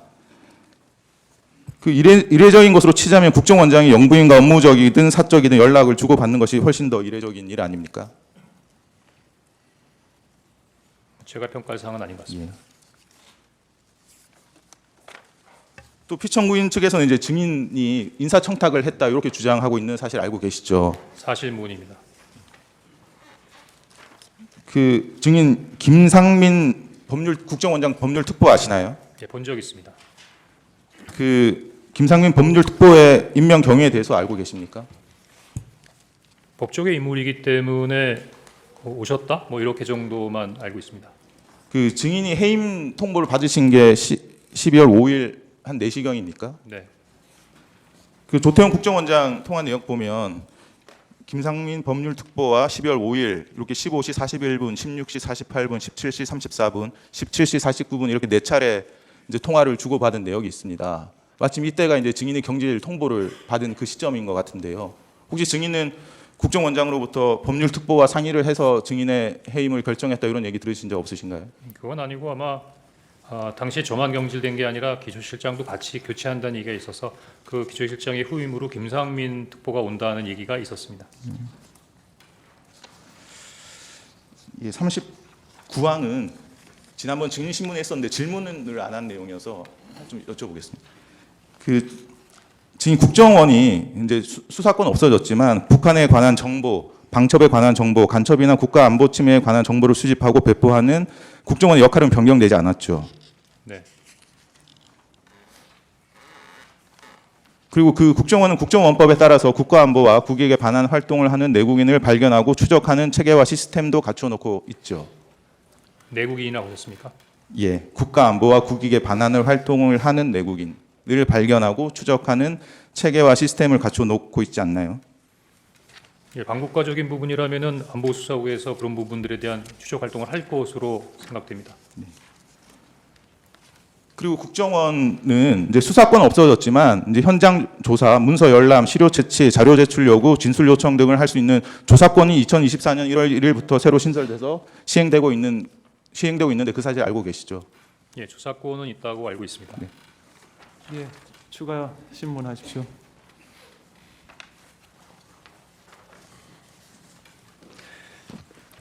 증인 검찰에서 조사받을 때 세브란스 병원 병실에서 받았죠? 예, 강남 세브란스 병원에서 조사받았습니다. 그 입원 기간이 어떻게 되나요? 며칠부터 며칠까지 입원했었나요? 한 7, 8일 정도 되는 것 같습니다. 일단 입원은 9일 날 했고 예, 한 7일, 8일, 9일, 한 9일 정도 된 것 같습니다. 한 18일까지 입원하셨나요? 그거는 지금 제가 기억 못 하겠습니다. 정확하게 한 그 9일 정도 된다고는 정도. 말씀드리겠습니다. 증인 그 아까 메모지 그것을 박선원 의원에게 카카오톡을 보내줬다고 했죠? 네. 그게 언제쯤인가요? 제가 검찰 조사를 받기 전이니까 제가 검찰 조사를 12월 11일에 받았거든요. 그 직전인 것 같습니다. 왜냐하면 병원에 있을 때였고 박선원 병원에 의원이 있을 때인데 아까 사진은 집에 있는 강아지 매트리스에서 찍은 것으로 돼 있는데 그럼 날짜가 맞지 않는데요? 그건 그 전에 그건 그 전에 찍어서 제 그 그 전에 사진으로 갖고 있었던 것 같습니다. 그 전에 찍어서 미리 갖고 있었습니까? 네. 무슨 이유로 그 사진을 찍어서 가지고 있었죠? 12월 6일 날 그 정보에 갔다 온 이후에 요 사항들을 다 찢어버릴까 했거든요. 다 없애버릴까. 근데 결과적으로 없애지도 않았고 사진만 찍어 놓은 거네요. 그렇습니다. 그럼 사진을 여러 군데 지금 보낸 적이 있습니까? 없습니다. 박선원 의원은 12월 11일 국회 본회의와 12월 12일 김어준의 유수공장에 출연해서 이 메모의 작성 경위에 대하여 증인이 여인형과 통화를 하는데 증인이 불러주는 것을 보좌관이 받았어서 파란 글씨가 보좌관의 것이라고 했습니다. 이것은 증인이 알려준 내용인가요? 어떻게 얘기를 했다고요? 제가 그 프로그램을 못 본 것 같습니다. 증인은 보좌관에게 정서시켰다고 했고 네. 박선원 의원은 네. 증인이 불러주는 것을 보좌관이 받았었다고 했습니다. 예. 계속 묻겠습니다. 예. 이 메모가 증인이 12월 6일 정부에 출석과 진술했을 때 이미 있었던 것은 맞죠? 4일, 5일에 작성했다는 것이죠? 그러니까 12월 6일 정보에 참석하기 전에 있었다. 네. 예, 그렇습니다. 그때 왜 안 가지고 왔죠? 그냥 가져갔습니다. 그럼 제출 안 했습니까? 제출을 안 하고 보여드렸는데 통화 내용이나 이런 부분들에는 관심을 가지시는데 메모엔 별로 관심이 그럼 없으세요. 메모를 누구에게 보여줬습니까? 신성범, 이성권, 근데 김병기 아무도 의원 세 관심을 갖지 사람만 않아서 제출하지 않았습니까? 달라는 말을 안 해서 안 줬, 그냥 가만히 있었습니다. 보여는 줬습니까? 보여는 줬습니다. 그럼 아무도 달라고 하지는 않는 달라고 하지 말이죠. 않았습니다. 왜냐하면 그때 예, 계속 그때는 제가 아니, 그거를 계속 하니까 묻겠습니다. 예, 주로 예. 메모를 하면서 받아 적었던 것 같습니다. 김병기 의원은 대통령과의 휴대전화 내역과 여인영과의 휴대전화 내역을 공개하면서 명단에 대해서는 증인이 기억한 순서라고 하면서 명단을 공개했습니다. 당시에 메모가 존재했던 건 맞나요? 맞습니다. 그 기억해서 얘기한다는 순서가 제가 막 암기해서 한 게 아니라 그 메모를 보고 쭉 읽었는데 김병기 의원이 왜 그렇게 얘기했는지 전 잘 모르겠습니다. 박상원 의원은 이 메모지를 12월 11일 국회 현안실에서 화면에 공개를 했고 12월 12일 다시 김어준 TV에서 공개를 했습니다. 이거 다 증인이 제공한 건 맞죠? 그때는 제가 병원에 입원해 있던 상황이라 그 상황에 대해서 제공한 건 맞죠? 증인이 제공한 건 맞죠? 박상원 박선원 의원에게. 의원이 제공한 거 맞습니다. 메모지에 1조 2조 축차 검거 후 방첩사 구금 시설 감금 조사 검거를 요청 위치 추적과 이거 증인이 직접 기재했다는 것이죠. 그렇습니다. 제가 직접 기재했습니다. 이 내용은 보좌관은 아는 내용인가요?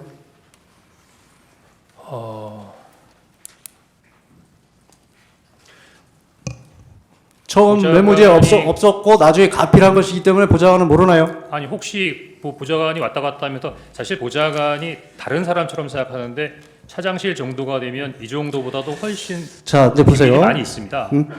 메모를 그 3일 계엄 당일 또 4일 5일까지 정리를 했나요? 그러면 이미 비상계엄이 해제가 됐습니다. 그리고 당초에 5일까지 한 게 아니라 4일날 4일 날 오후에 완성이 된 완성이 거죠. 됐습니까? 예. 그러면 이미 그때는 비상계엄이 해제된 시각이고 그리고 여인영 사령관이 증인에게 명단을 불러준 이유는 그 위치 추적이라고 한 것이 맞죠? 예, 위치 추적이라고 하는 게 맞습니다. 위치 추적이 분명합니까? 네. 위치 확인입니까? 추적입니까? 확인과 추적이 어떻게 달라지는지 잘 모르겠는데요. 그러면 이미 체포자가- 비상계엄이 해제됐고 이거 명단을 이용해서 더 이상 사용할 데가 없는데 또 증인은 아까 미친 짓이다까지 했던 메모를 다시 정서한 이유가 뭡니까? 위치 추적을 위해서 필요한 것은 아닐 테고 이미 제가 미친 비상계엄이 짓이라 해제됐기 때문에 그렇다면 증인은 이 어떤 다른 목적, 정치적으로 활용하거나 어떤 증인의 입지를 확보하기 위한 목적으로 작성했던 건 아닙니까? 그 메모지로 어떤 정치적 입지를 만들 수 있죠? 아니란 말이죠. 아닙니다. 그 메모지에 아까 말한 1조, 2조 축차 검거, 방접사 구금시설 감금 조사 등에 기재한 이유는 뭐 기억력을 되살려 넣기 위해서 기재한 겁니까? 왜 기재한 겁니까? 아침부터 저녁까지 여러 정보 보고를 받다 보면 아침에 받은 정보 보고를 가끔 잊어버릴 때도 있습니다. 제가 아니 보기에는 이미 이때는 비상계엄도 메모해놓은 해제되고 예. 뭐 특별히 이게 사용할 데가 없는 것인데 굳이 왜 또 정리를 해놨냐고 묻는 겁니다. 정보적인 차원으로 해도 방첩사령관이 비상계엄 때한 뭐 그러면 그런 일이 있었다는 것을 적어놓은 겁니까? 아니 10여 명의 계속 묻겠습니다. 10여 명의 인원을 체포하려고 했다고 하면 최소한 이런 사람들이 이렇게 했다는 부분 정도를 기억하고 있어야겠다고 그걸 생각하지 기억할 이유가 있나요? 국정원의 대공수사권이 언제 없어졌죠? 지난 정부에 없어졌던 것 같습니다. 안보조사국은 언제 생겼습니까? 안보수사국은 이번 정부가 생긴 다음이었던 것 같습니다. 안보조사국은 2차장 산하인가요? 예, 2차장 산하입니다. 그 메모지에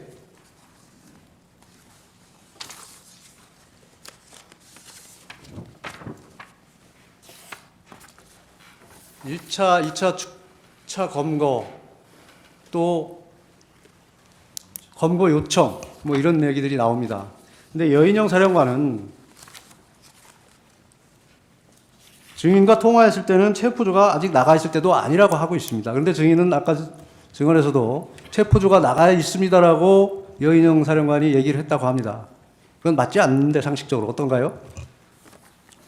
글쎄 저는 그냥 이야기한 대로 들었기 때문에 그 체포조의 어떤 동선이나 이런 부분 이야기한 대로 적은 것이 아니고 당초 메모에 증인이 특정 목적을 가지고 이걸 기재해 넣은 것이라고 볼 수밖에 없습니다. 왜 그러냐면 이게 체포조 출동 시간과도 맞지 않고 방첩사에 구금 시설도 없고 지난 기일에 재판관님께서 물었을 때 검거 요청은 아닌데 검거 지원 요청을 잘못 기재했다고 했습니다. 여러 가지가 상식에 반합니다. 그렇다는 것은 이것이 조작되거나 특정한 목적으로 작성됐다는 것을 설명하는 이유가 그것밖에 없다고 생각한다는 것입니다. 그냥 이야기에 그리고 증인 지난 기일에 국정원에서 여러 기관들이 협조를 하고 있어서 위치 추적이 가능하다고 했죠. 법적인 절차에 따르고 그 관련 협력기관과 협력하면 가능하다고 했습니다. 국정원에 수사권이 없는데 가능할까요? 대공수사권은 대공 혐의자를 잡을 때 하는 부분이지만 국제범죄에 관련된 부분은 국제범죄자에 대한 부분에 있어야 법적인 조치를 할 수 있죠. 자체 위치 추적 장비가 있습니까? 없는 걸로 알고 있습니다. 그럼 결국 위치 추적을 하려면 통신사에 요청을 해야 되고 영장을 받아야 되는 것은 맞죠? 통상 제가 알기로는 소방청이 위치 추적을 정확히 한다고 들었습니다. 소방청에서 위치 추적을 한다고 들었습니까? 예, 소방청하고 경찰청과 협조해서 한다고 들었던 것 같습니다. 경찰청, 소방청의 위치 추적도 모두 통신사의 협조 없이는 불가능합니다. 영장을 발로 받아야 가능합니다. 예, 제가 직접 위치 추적을 해보지 않아서 그 부분까지는 잘 모르겠습니다. 그러면 증인이 여인영 사령관으로부터 위치 추적 요청을 받았을 때, 네. 위치 추적 확인이든 요청을 받았을 때, 그러면 위치 추적을 하려고 했습니까? 아니면 여인영 사령관에게 뭐라고 답변을 했습니까? 거기에 대한 답은 하지 않고 다 명단을 들은 다음에 어떻게 해?라고 물었습니다. 뭐 예를 들어서 위치 추적을 하든 어떻게든 어떻게 하면 어떻게 해? 했더니 저에게 직접 전화를 주십시오. 이렇게 이야기했던 것으로 기억됩니다. 결국 결론적으로 보면 증인이 할 수 없는 일을 요청받았다는 것이네요. 그렇다면 증인은 그건 우리가 할 수 없는 일이다라고 분명히 얘기했어야 될 것이고 특히 이게 미친 짓이다까지 생각이 들었는데 그거에 대해서 어떻게 해라고 묻는 것이 상식에 부합하나요? 만약에 여인영 사령관이 저에게 그랬다면 아마 제가 혼을 냈겠죠. 그런데 그 전에 지시를 받았지 않습니까? 그 부분에 대해서는 고민을 했습니다. 그 전에 대통령께서 지시를 했다는 말씀인가요? 그렇습니다. 그때 대통령께서 증인과 여인영 사령관이 육사 선후배라는 얘기를 한 워딩이 기억나시나요? 기억 안 납니다. 대통령은 검찰총장까지 했고 국정원에 대한 수사를 오래 했습니다. 그래서 그 체계를 수사 체계를 누구보다 잘 압니다. 그리고 국정원에 대공수사권이 없다는 것도 압니다. 그런데 거기에 대고 증인에게 무슨 체포 지시를 한다는 것이 말이 된다고 생각하시나요? 저도 지금까지 그게 궁금합니다. 대공수사권도 없는데 체포 지시를 한다. 이것이 말이 되지 않는 것이고 우선 대통령께서는 증인과 방첩사령관이 육사 선후배이고 방첩사령부에서 간첩수사를 할 경우 국정원에서 가지고 있는 대공용의점 정보를 제공하고 방첩사 여건이 열악하니 국정원에서 지원하는 취지로 얘기를 하셨다고 합니다. 그것을 증인은 일방적으로 누구를 체포하라는 지시로 받아들였다는 것인가요? 증인도 지난번 증언에서 목적어가 없다고 얘기한 건 맞죠? 맞습니다. 그것을 단순히 대통령과의 통화 후에 그것도 여인영 사령관이 먼저 전화를 한 것도 아니고 증인이 여인영 사령관에게 전화해서 무엇을 할 것인지 물어보고 두 사람 간의 연결을 증인 마음대로 한 것 아닌가요? 그렇게 생각하기에는 전화통화의 내용과 이어서 여인영 사령관의 얘기를 분리해서 생각하기에는 좀 논리적으로 어려웠다 이렇게 생각됩니다. 그건 논리의 문제가 아니고 사실관계나 여러 가지 객관적 정황을 놓고 판단을 해야 되지 않겠습니까? 국정원 1차장이신데 1차장까지 하셨는데 법률적인 문제나 현실적인 문제나 이런 것을 종합해 보면 그게 어떻게 연결이 된다고 생각을 하십니까? 그럼 우리 변호인 그거는 증인이 특정 목적을 가지고 억지로 자꾸 끼워 맞춘다고밖에 생각되지 않는데 어떤가요? 그럼 변호인님 제가 좀 모자라서 그러는데 당시에 어떻게 이해했던 것이 옳은지 한번 말씀해 주시겠습니까? 아닙니다. 증인 계속 묻겠습니다. 이 메모지 한번 봐주세요. 이 메모지는 증인이 아직도 가지고 있는 원본은 맞죠?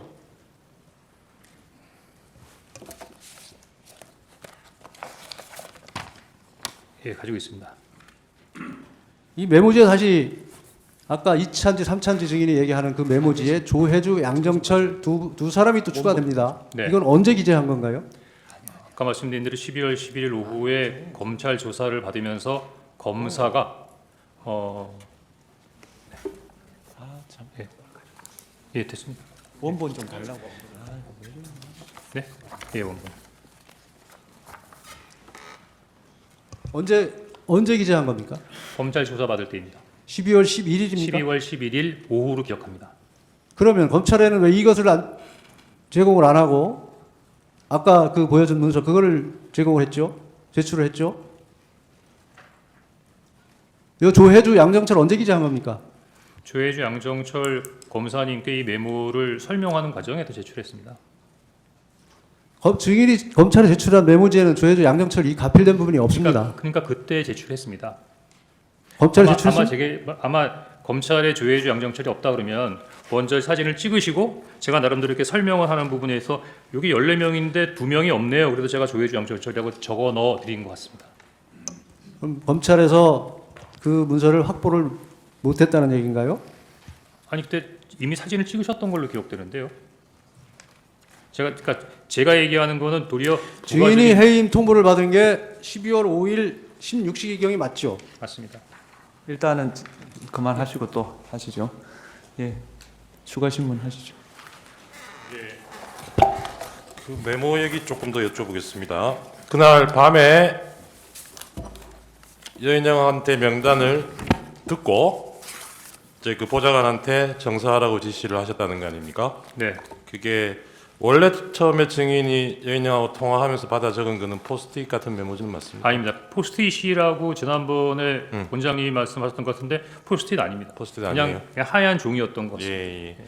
그럼 거기에 적혀 있는 걸 보고 보좌관이 정서를 했다는 건데 그 처음 정서한 버전이 너무 빽빽하게 돼 있었다는 겁니까? 그렇습니다. 두 장으로? 예, 두 장. 메모지에 두 예, 장으로. 예. 그러면 이 정서 지시한 후에 그 정서 마치고 돌려받은 건 정무직 회의 갔다 예, 왔습니까? 그때 회의 다 끝나고 돌아와서 사무실로 돌아오니까 아마 보좌관이 저한테 제출을 했던 것 같습니다. 그럼 원장 독대는 하기 전이고요? 아니 다 다녀온 다음입니다. 다 다녀온 다음. 예, 그 두 장짜리에는 아까 뭐 직책도 적고 빽빽하게 적혀 있었다 그러셨잖아요. 예. 그거는 보좌관이 뭘 찾아보고 그걸 그렇게 적은 겁니까? 그러니까 제가 그 지시를 하면서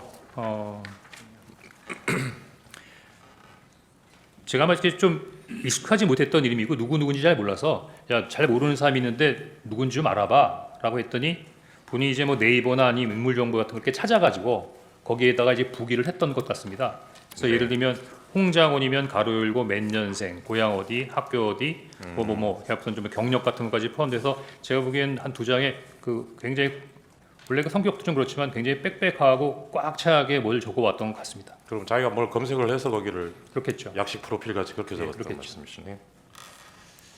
그러면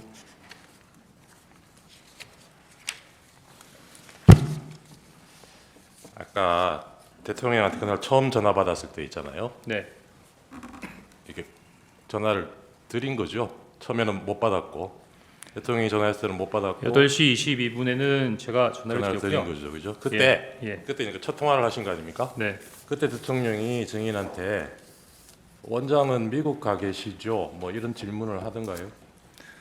그 내용 기억 안 납니다. 그 아까도 뭐 잠깐 얘기가 나왔는데 그 원장한테 처음 보고할 때 대통령이 원장은 미국 가 계신 줄 아셨나 봅니다. 이렇게 얘기를 하셨다고 그렇습니다. 그랬잖아요. 예. 그 만약에 대통령한테 그런 언급을 직접 구체적으로 들었다면 이 얘기를 어떻게 하셨을 것 같아요? 미국 간 줄 아시더라고요. 뭐 이 정도가 되지 않을까요? 예, 맞습니다. 아셨나 봅니다라는 건 증인이 짐작해서 그렇게 얘기하셨다는 거죠. 그리고 이게 언론 보도를 지금 옛날 걸 다시 한번 찾아보면 12월 5일 날 방첩사는 언급이 됐던 것 같고요. 이런 체포조 명단이 있다는 얘기는 보도가 됐습니다. 그런데 이게 대통령이 지시한 거하고 연결되는 거는 증인 얘기가 처음이죠. 그게 아마 12월 6일자 조선일보 기사가 처음이었던 것 같은데, 세상에 알려졌던 거는. 그게 맞습니까? 혹시 그 전날 이 체포조 명단 기사에 나온 거는 보셨습니까? 체포조 명단 기사가 그 전에 나왔었습니까? 12월 5일자로 예, 나왔던 것 같아요. 기억 잘 안 납니다. 안 나세요? 예.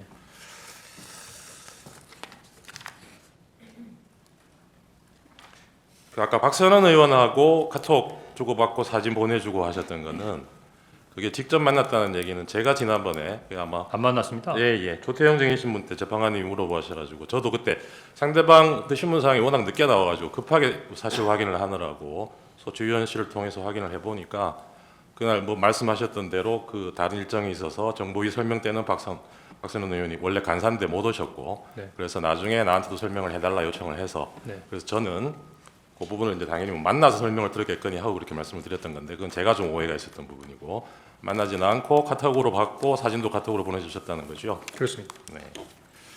그렇게 기억합니다. 네.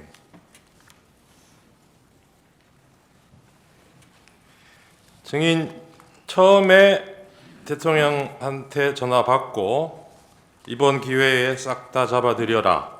대상은 특정이 안 된 채로 그 얘기를 듣고 여인영하고 통화하기 전에는 검찰에서 어떻게 진술하셨냐면 이게 대상이 짐작으로는 반국가 세력 뭐 그런 간첩단이나 이런 사건이 터졌나 있었나 방첩사에서 그렇게 짐작하셨다고 얘기를 하셨어요. 예, 방첩사에 사건이 있는가 그렇게 생각했습니다. 방첩사에. 예.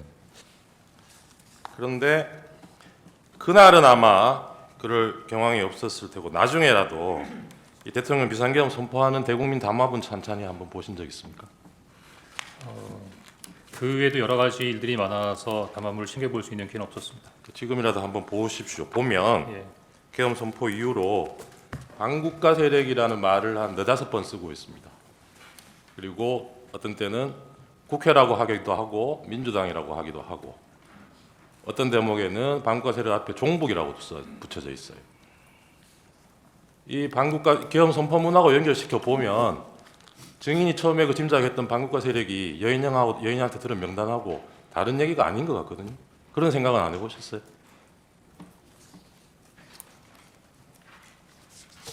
피청구 의원이 이 대국민 담화문에서 얘기하고 있는 반국가 세력은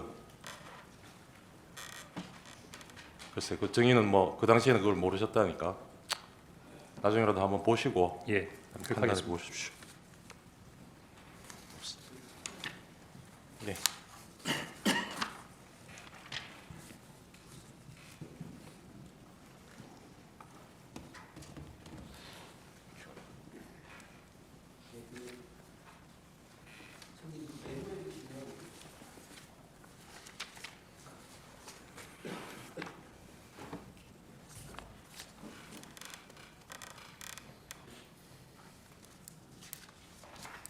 저기 메모해 보시면 그 방첩사 구금시설이라는 표현이 있지 않습니까? 기억나시나요? 증인이 하신 메모해 보면 방첩사 구금시설. 혹시 그거 이제 여인영 그 방첩사령관한테 직접 들으신 거 그대로 메모하신 거죠? 네, 혹시 그 방첩사에 구금시설이 있다라는 거 없다라는 거 알고 계셨나요? 모릅니다. 즉 갑 29-10호증 한번 제시해 보겠습니다. 수사기록 3928쪽인데요. 그대로 읽어드리고 나면 이게 김대우 방첩수사단장 진술조서인데요. 그리고 나서 사령관님이 저한테 구금시설이 어디 있냐면서 방첩사에 구금시설이 있냐고 물어보았습니다. 이런 표현이 있습니다. 이걸로 보면 이제 증인께서 기재한 그 부분을 듣고 기재했다라고 보이는데 특별히 이 부분에 대해서 기억이 있으십니까? 방첩사 구금시설 이 부분에 대해서. 지금 수사단장이 얘기했던 이 내용이 저와의 대화와 관계가 있습니까? 지금 그 저번 증인신문 때 네, 그 방첩사 구금시설이 없는데 네. 왜 증인은 그런 메모를 했느냐고 그래가지고 좀 신빙성에 의심을 받았지 않습니까? 예, 그래서 제가 모른다고 했습니다. 그러셨죠? 예. 예. 혹시 이 메모를 작성할 때 네. 그 체포자 명단에 대해서 여인영 사령관 말고 네. 다른 분한테 혹시 들은 것은 있나요? 체포자 명단 관련돼서는 예. 여인영 사령관에게만 들었습니다.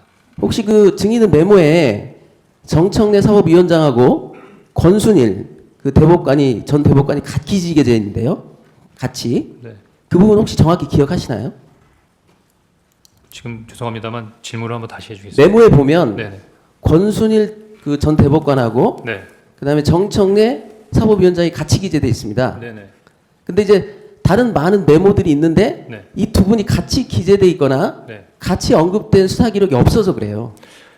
저는 전후좌우 없이 그냥 받아 적은 것뿐입니다. 그래서 뭐 인원이 어떻게 구성되어 있는가 그런 것까지는 기억이 안 나고 그냥 받아 적어서 그 명단을 그대로 메모에 유지해 왔다 이렇게 예, 말씀드립니다. 마지막으로 한 가지만 더 물어보겠습니다. 예. 그 조지호 경찰청장 진술에 의하면 네. 체포자 명단이 처음에 15명이라고 했고 네. 그 이후에 한동훈 대표가 추가돼서 최종적으로 16명이 정리됐다고 해요. 네. 근데 증인 메모에 보면 16명인가 14명인가 둘 다 기록돼 있고 네. 오히려 16명이 삭제됐는데 네. 혹시 검찰 조사를 받으면서 네. 그 명단이 정확한지에 대해서 검사하고 좀 의견 교환이 있었나요? 아닙니다. 전혀 없었나요? 예. 그런데 16명인 걸로 혹시 오해한 특별한 이유가 있나요? 제가 첫 번째 메모를 하고 두 번째 메모를 옮겨서 다시 한번 복기를 하는 과정에 제가 말씀드렸지만 4일 오후에 이렇게 쭉 보다 보니까 그 다음날 굉장히 바쁘게 지나갔지 않습니까? 근데 12명의 명단은 확보가 돼 있어요. 근데 2명은 확실히 들었어요. 근데 12명의 명단도 한 10명 정도밖에 안 적었기 때문에 10명 적고 생각나는 거 2명 더 적고 2명은 생각이 잘 안 나고 근데 가만히 생각해 보다 보니까 순서로 뭐 그 이후에 몇 번 더 있었던 것 같은 그 잔상이 좀 남았던 것 같아서 혹시라도 내가 지금 현재 기억하는 건 14명인데 16명까지도 불러준 게 아닐까라고 추정했던 겁니다. 그러니까 그때 이제 여인영 방첩 사령관으로부터 들은 명단이 네. 혹시 16명이 아닐까라고 본인 스스로 그렇게 생각한 적이 있었다는 거죠? 예, 그런 생각한 적이 있었습니다. 네, 이상. 예. 몇 가지 드리겠습니다.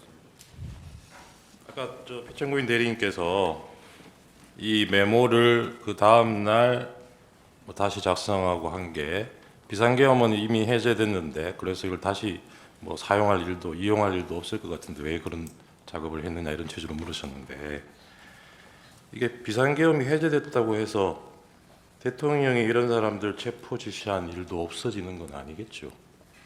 예. 그게 뭐 나중에 이 무렵에 증인이 벌써 이걸 세상에 알려야겠다는 생각을 하셨는지는 모르겠는데 뭐 나중을 위해서 기록을 하는 의미는 충분히 있었을 것 같은데 그런 의미로 하셨던 거 아닌가요? 정보기관원의 특성상 뭐를 드리면 기억하거나 메모하거나 알려고 노력하는 부분이 습관이었던 것 같은 거고요. 네. 꼭 정보 수집을 하는 부분의 모든 부분이 이 정보 수집을 하면 요 다음에 뭘 해야겠다라는 부분에 있어 생각을 하고 하는 건 아니니까 네. 어떻게 보면 그냥 들었던 부분에 특이하면 메모해놓고 뭐 알겠습니다. 이랬던 부분이 아닌가 싶습니다. 그 국정원에서 지난번 증인이 증언하고 난 뒤에 이 보좌관들하고 이 메모 작성 경위에 대해서 자체 조사를 한 것 같아요. 지난번 지난- 조태영 원장이 나와서 그렇게 증언을 네. 했거든요. 네. 그 조태영 원장도 인정한 부분이 나중에 그 다음 날 작성된 그 메모지하고 전날 증인이 원래 메모지나 정사시킨 거기에 인원수가 거의 일치한다는 것은 국정원에서도 확인을 했다 그래요. 그러면 이게 메모 버전이 뭐 몇 개 있지만 그 내용은 동일하고 그 다음에 여인영이 얘기한 상대방이 증인뿐만이 아니에요. 지금은 뭐 아시겠지만 저 부하 군인들도 있고 조지호 경찰청장도 있고 그래요. 그게 지금 14명, 뭐 15명, 16명, 한두 명 차이가 나기는 하지만 앞에 뭐 12번째까지는 똑같습니다. 그게. 그런 내용이 확인되는데 지금 피청구인이 문제 삼으시는 통화 장소가 어디였고 메모를 어디에 했고 이게 이 메모의 신빙성하고 무슨 관계가 있는지 저는 잘 모르겠거든요. 정보를 많이 다뤄보신 분께서 어떻게 생각하십니까? 저는 지금 여러 가지 오해나 여러 사람들에 대해서 이야기를 하는 과정에서 보좌관한테 정설함을 시키 천만 다행이라고 생각합니다. 만약에 제가 혼자만 가지고 있었고 혼자만 썼다면 누가 제 말을 믿어주겠습니까? 그리고 이번에 그 국정원장께서 저희 보좌관들을 조사하는 과정에서 아 이게 명단을 받던 사람의 어떤 증인이 나온 것 같다는 생각이 들고요.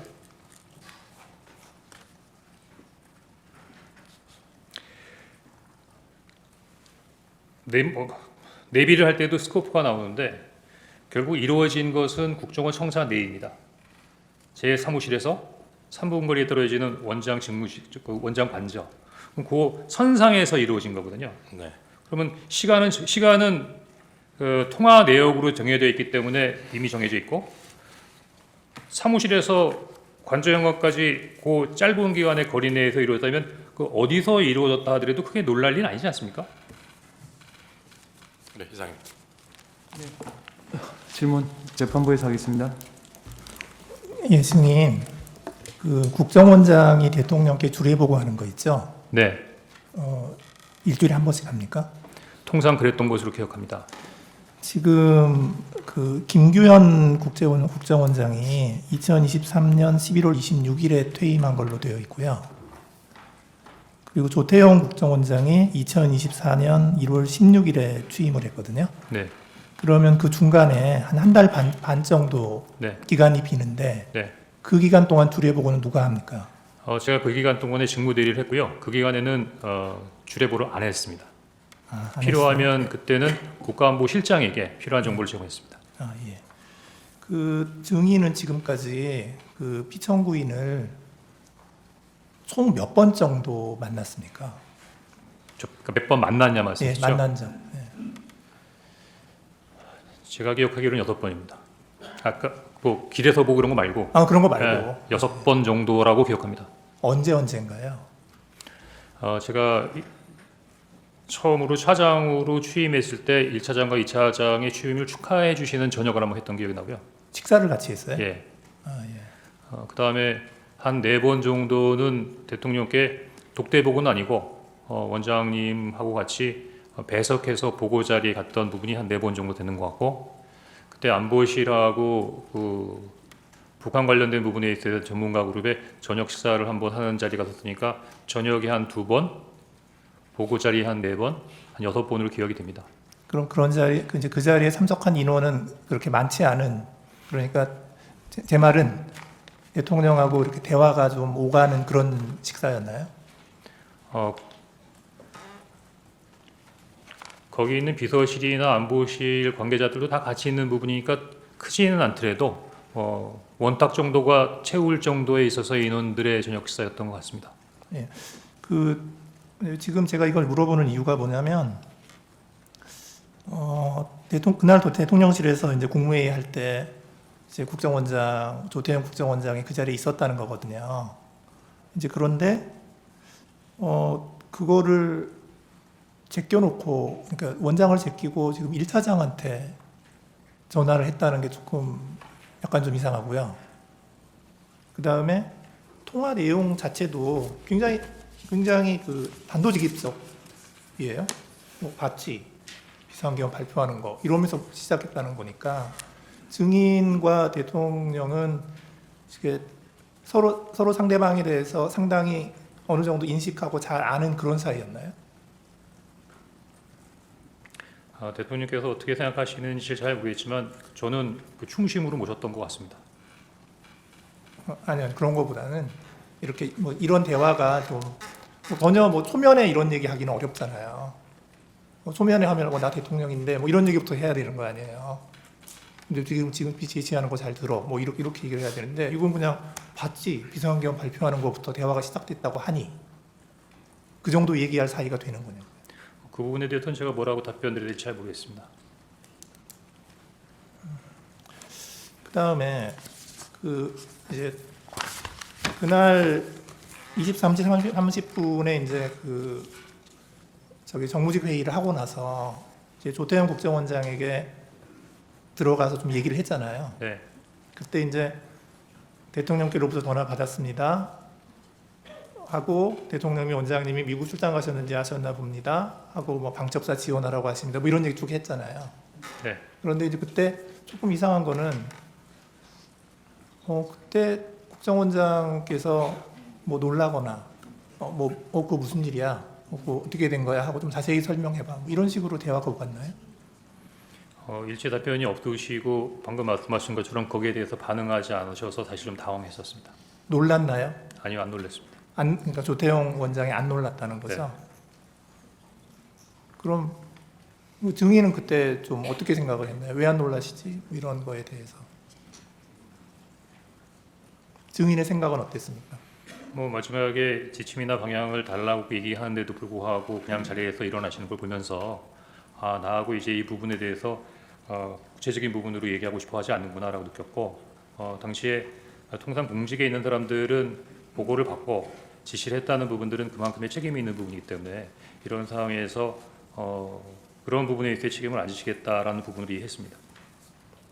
증인 말을 들어보면은 그 원장님 최소한의 지침과 방향은 주셔야죠라고 했더니 조태영 원장이 화를 내듯이 자리를 박차고 일어나서 더 이상 대화가 어렵다고 생각했다 이렇게 증인이 얘기를 했는데 네, 그런 내용이 맞습니까? 그렇게 기억합니다. 조금 더 자세히 설명해 줄래요? 그때 상황을. 어디부터 시작할까요?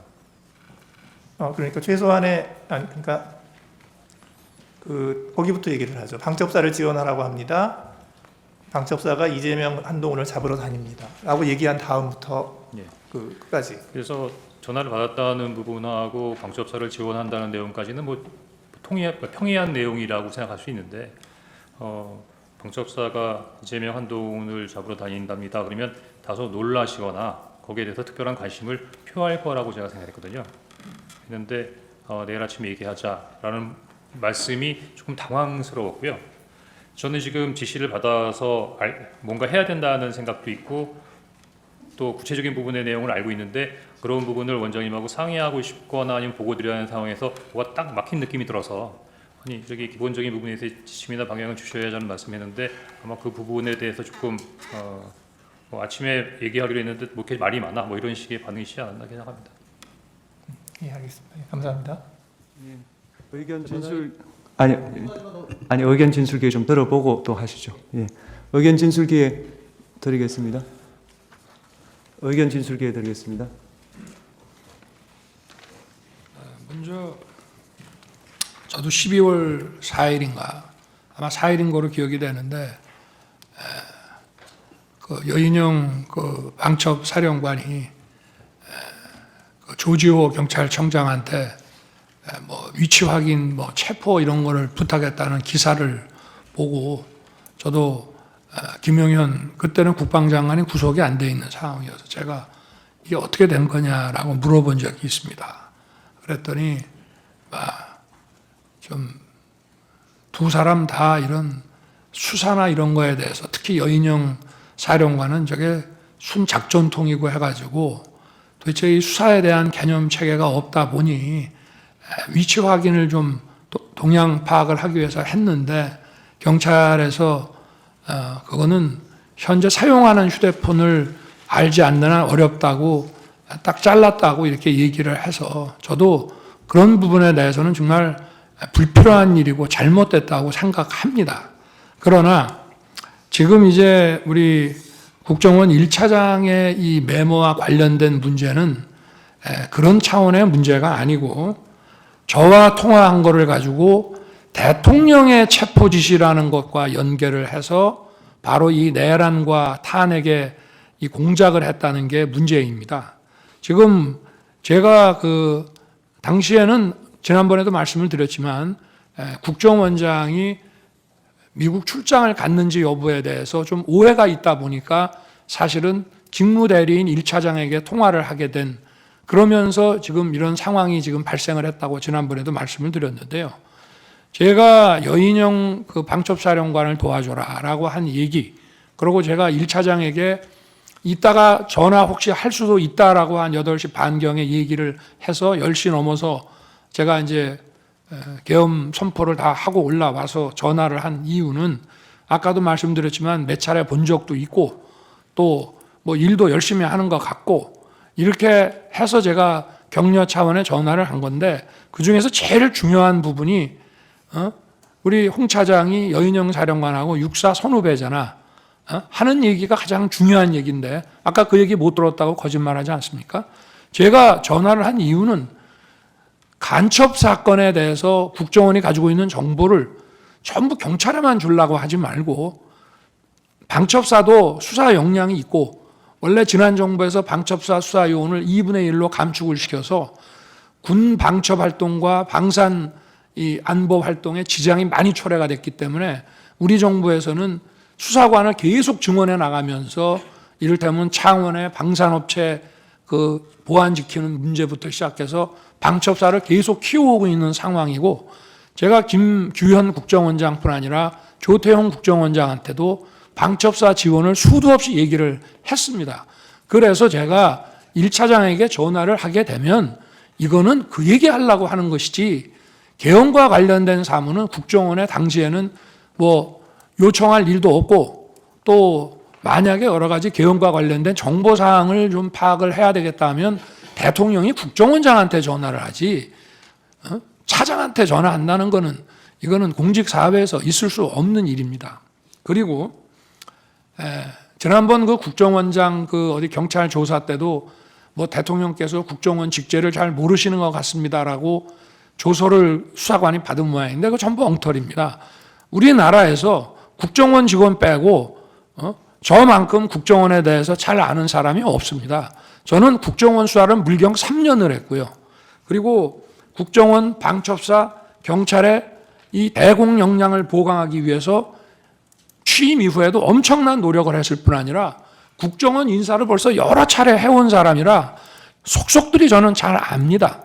제가 1차장한테 이런 얘기를 한 것은 육사 선후배이기 때문에 좀 국정원에서 이런 걸 할 때 정무직 회의라든가 간부 회의 때도 좀 거들어 주라는 얘기를 이제 한 것인데, 이거를 간첩을 좀 많이 잡아 넣기 위해서 정보를 좀 경찰만 주지 말고 여기다가도 방첩사에도 주고 지원을 좀 해주라는 얘기를 이런 무슨 목적 없는 체포 지시로 해서 그 여인형이 뭘 부탁도 안 하는데 대통령이 도와주라고 그랬다고 해서 이런 거를 받아서 여인형은 경찰에다가 물어보니 경찰이 어렵다고 하니 국정원은 뭐 미행이라도 하고 뭘 하니 그거 뭐 위치 확인하는데 좀 도움이 될까 해서 헌 얘기를 이렇게 엮어가지고 대통령의 체포 지시로 이거를 만들어냈다는 게 이 핵심입니다, 이게. 그래서 이 메모를 아까도 왜? 자, 지금 12월 3일 날 밤에 저 국정원은 뭐 신출기몰한다고 뭐 저 영장 없이도 이렇게 수사권이 없어도 뭐 좀 미행이라든지 뭐 정보 활동을 통해서 사람 어디 있는지를 알아낼 수 있지 않는가라는 뭘 잘 모르는 사람의 이런 부탁을 받아서 미친놈 말도 안 되는 소리 하네라고 했다고 하면서 그거를 또 한 번 계속해서 이 메모를 만들어 가지고 있다가 자기가 12월 5일 사표 내고 6일 날 해임이 되니까 이걸 가지고 대통령의 이 체포 지시다라고 이거를 엮어낸 것이 바로 이 메모의 그 핵심이라고 저는 말씀드리고 싶습니다. 그리고 아까 국정원장에게 대통령이 방첩사 지원하라고 했던 얘기에 대해서 국정원이 원장이 별다른 대답을 안 했다는 것은 제가 판단하기에는 저한테 하도 들었기 때문에 그 얘기는 맨날 하는 얘기니까 아마 내가 저 국외 출장 중인 줄 아시고 저 1차장하고 통화를 했다가 그 얘기를 하셨던 모양이구나 라고 저는 원장이 받아들였을 것이라고 생각하지, 개헌과 관련된 별도의 그 어떤 지시였다고 한다면은 바로 저한테 아마 국정원장이 특달같이 전화했을 겁니다. 1차장한테 뭔 지시를 하셨다는데 이게 뭡니까 하고, 그래야 그게 국정원장이지, 아니 개헌과 관련된 지시라고 생각을 하면서 1차장 말을 그냥 무시해버리고, 아니 그 앞에서는 무시하는 척을 하더라도 대통령이 자기 밑에 사람한테 뭔가 개헌과 관련된 업무 지시를 했다면 특달같이 저한테 전화하는 게 상식 아니겠습니까? 그거는 수도 없이 들었기 때문이고, 지난번에도 왜 한번 재판관님께서 어떤 그 작년 그 상반기 저 총선 전에 어떤 그 안가 자리에 그 여인형 방첩사령관이 거기에 왜 참석했냐고 한번 물어보신 것 같은데, 그 자리가 바로 국정원 보고 방첩사 지원해주라고 하는 그런 자리입니다. 그렇기 때문에 그 말씀을 좀 드리고요. 그리고 아까 그 제 무슨 처와 국정원장 간에 휴대폰 문자 주고받았다는 부분에 대해서는 그건 저도 알 수 없는 것이지만, 저와 제 처는 지난 11월 7일 대국민 담화와 기자회견한 이후에 소통 방식을 개선하고 휴대폰을 바꾸겠다고 이미 국민들에게 다 말씀을 드려서 제가 아마 11월 중순에서 남미 G20하고 APEC 출장 가기 직전 아니면 그 직후에 휴대폰을 바꿨습니다. 그래서 비화폰을 저 같은 경우에는 국정원장하고 썼고요. 아마 제 아내는 국정원장이 안보실장이던 시절에는 전화번호를 가지고 있었을지 모르지만 휴대폰을 이렇게 비화폰 아닌 개인 휴대폰을 바꾸고 원래 휴대폰을 다 없애버렸기 때문에 저는 그 통화 내역이 어떤 건지 사실 좀 궁금합니다. 네, 이상입니다. 예, 추가 5분 드리겠습니다. 추가 신문하십시오. 증인이 해임 통보를 받은 게 12월 5일 16시경이라고 했습니다. 맞죠? 그 다음날 12월 6일 조간부터 국정원 발로 한동훈 등 정치인 체포 지시라는 뉴스가 보도되기 시작합니다. 기억나시나요? 조선일보에서 그런 기사가 났던 거 기억합니다. 공교롭게도 증인이 해임 통보 받은 다음날 조간입니다. 그 해임 이유와 관련해서 지난번에 국정원장과 좀 다른 주장을 하시는데 증인 박지원 의원에게 인사청탁 7번이나 한 적 없습니까? 없습니다. 없습니까? 그럼 증인이 직접 하지 않더라도 누구 다른 사람을 통해서 한 적은 있으십니까? 없습니다. 그럼 증인이 대북공작금 횡령 의혹과 관련해서 박지원 의원에게 설명한 적은 있습니까? 예, 있습니다. 증인은 박지원 의원에게 인사청탁을 한 적이 없다고 하지만 박지원 의원이 페이스북에 올린 글입니다.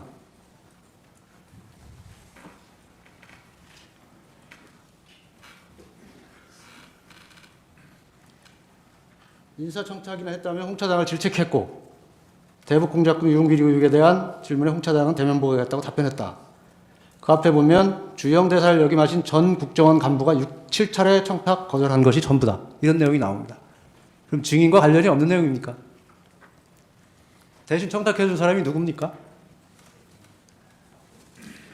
증인 그 짐작되는 분이 있는데 공개적으로 얘기하는 건 적절치 않을 것 같습니다. 증인 이 비망록 이 메모지 기억나시나요? 네, 기억납니다. 여기에 보면 맨 윗줄에 내용이 무엇이냐면 만화 같은 일들을 말씀드리고자 합니다. 이런 내용이 나옵니다. 그런데 12월 6일 김병기 의원이 브리핑을 하면서 똑같은 워딩을 합니다. 만화 같은 일들을 말씀드리고자 합니다. 이 비망록과 일치합니다. 이 비망록 김병기 의원에게 제공한 사실이 있습니까? 없습니다. 그런데 어떻게 이렇게 두 사람의 워딩이 똑같을 수 있을까요? 있을 수 있죠. 있을 수 있나요? 제가 12월 6일 아마 12시 정도로 기억이 되는데 신성봉 정보위원장이 그 정보위원장 면담을 주선해서 김병기 의원이 오는 게 아니라 이제 양당 간사가 오는 부분이었는데 일단 그날 신성봉 의원이 물어봤던 것 자체가 조선일보 관련된 기사가 어떻게 된가를 물어봤고 제가 전화로는 얘기하기 어렵습니다. 그랬더니 와라 가겠습니다. 그래서 사실은 정보위원장이 이 비망록을 김병기 의원에 제공한 사실은 없다는 말이죠. 네, 예, 알겠습니다. 가서 얘기할 때 제가 보기엔 부서가 좀 있어야 되니까 노트 테이킹을 좀 해서 갔던 것 같습니다. 아까 청구인 측이 마치 대통령께서 증인에게 체포 지시를 한 것을 전제로 질문을 했기 때문에 대통령께서 설명을 하셨지만 다시 한번 확인을 하겠습니다. 분명히 증인에게는 목적어가 없었다고 말씀하셨죠. 예, 목적어가 없었다라고 얘기했습니다. 예. 그리고 여인영 사령관과 통화한 것은 여인영 사령관이 먼저 한 것이 아니라 증인이 먼저 한 것이 맞죠. 예, 제가 먼저 했습니다. 그렇다면 논리 구조적으로 증인은 방첩사를 도와주라고 하니까 방첩사에 전화를 했다는 것입니다. 그래서 그렇게 오인을 내지는 그렇게 생각을 했다는 것입니다. 당연하게 생각한다면 여인영 사령관이 먼저 증인에게 전화를 해서 요청을 해야 되는 것입니다. 그런데 증인은 별로 협조적이지 않은 여인영 사령관에게 전화해서 무슨 뭘 도와줄 것을 얘기하고 있습니다. 이게 논리적으로 맞다고 생각을 하시나요? 저는 여인영 사령관에게 전화하고 싶은 마음 전혀 없었고 또 여인영 사령관에게 뭘 도와줘야겠다고 생각한 적도 없습니다.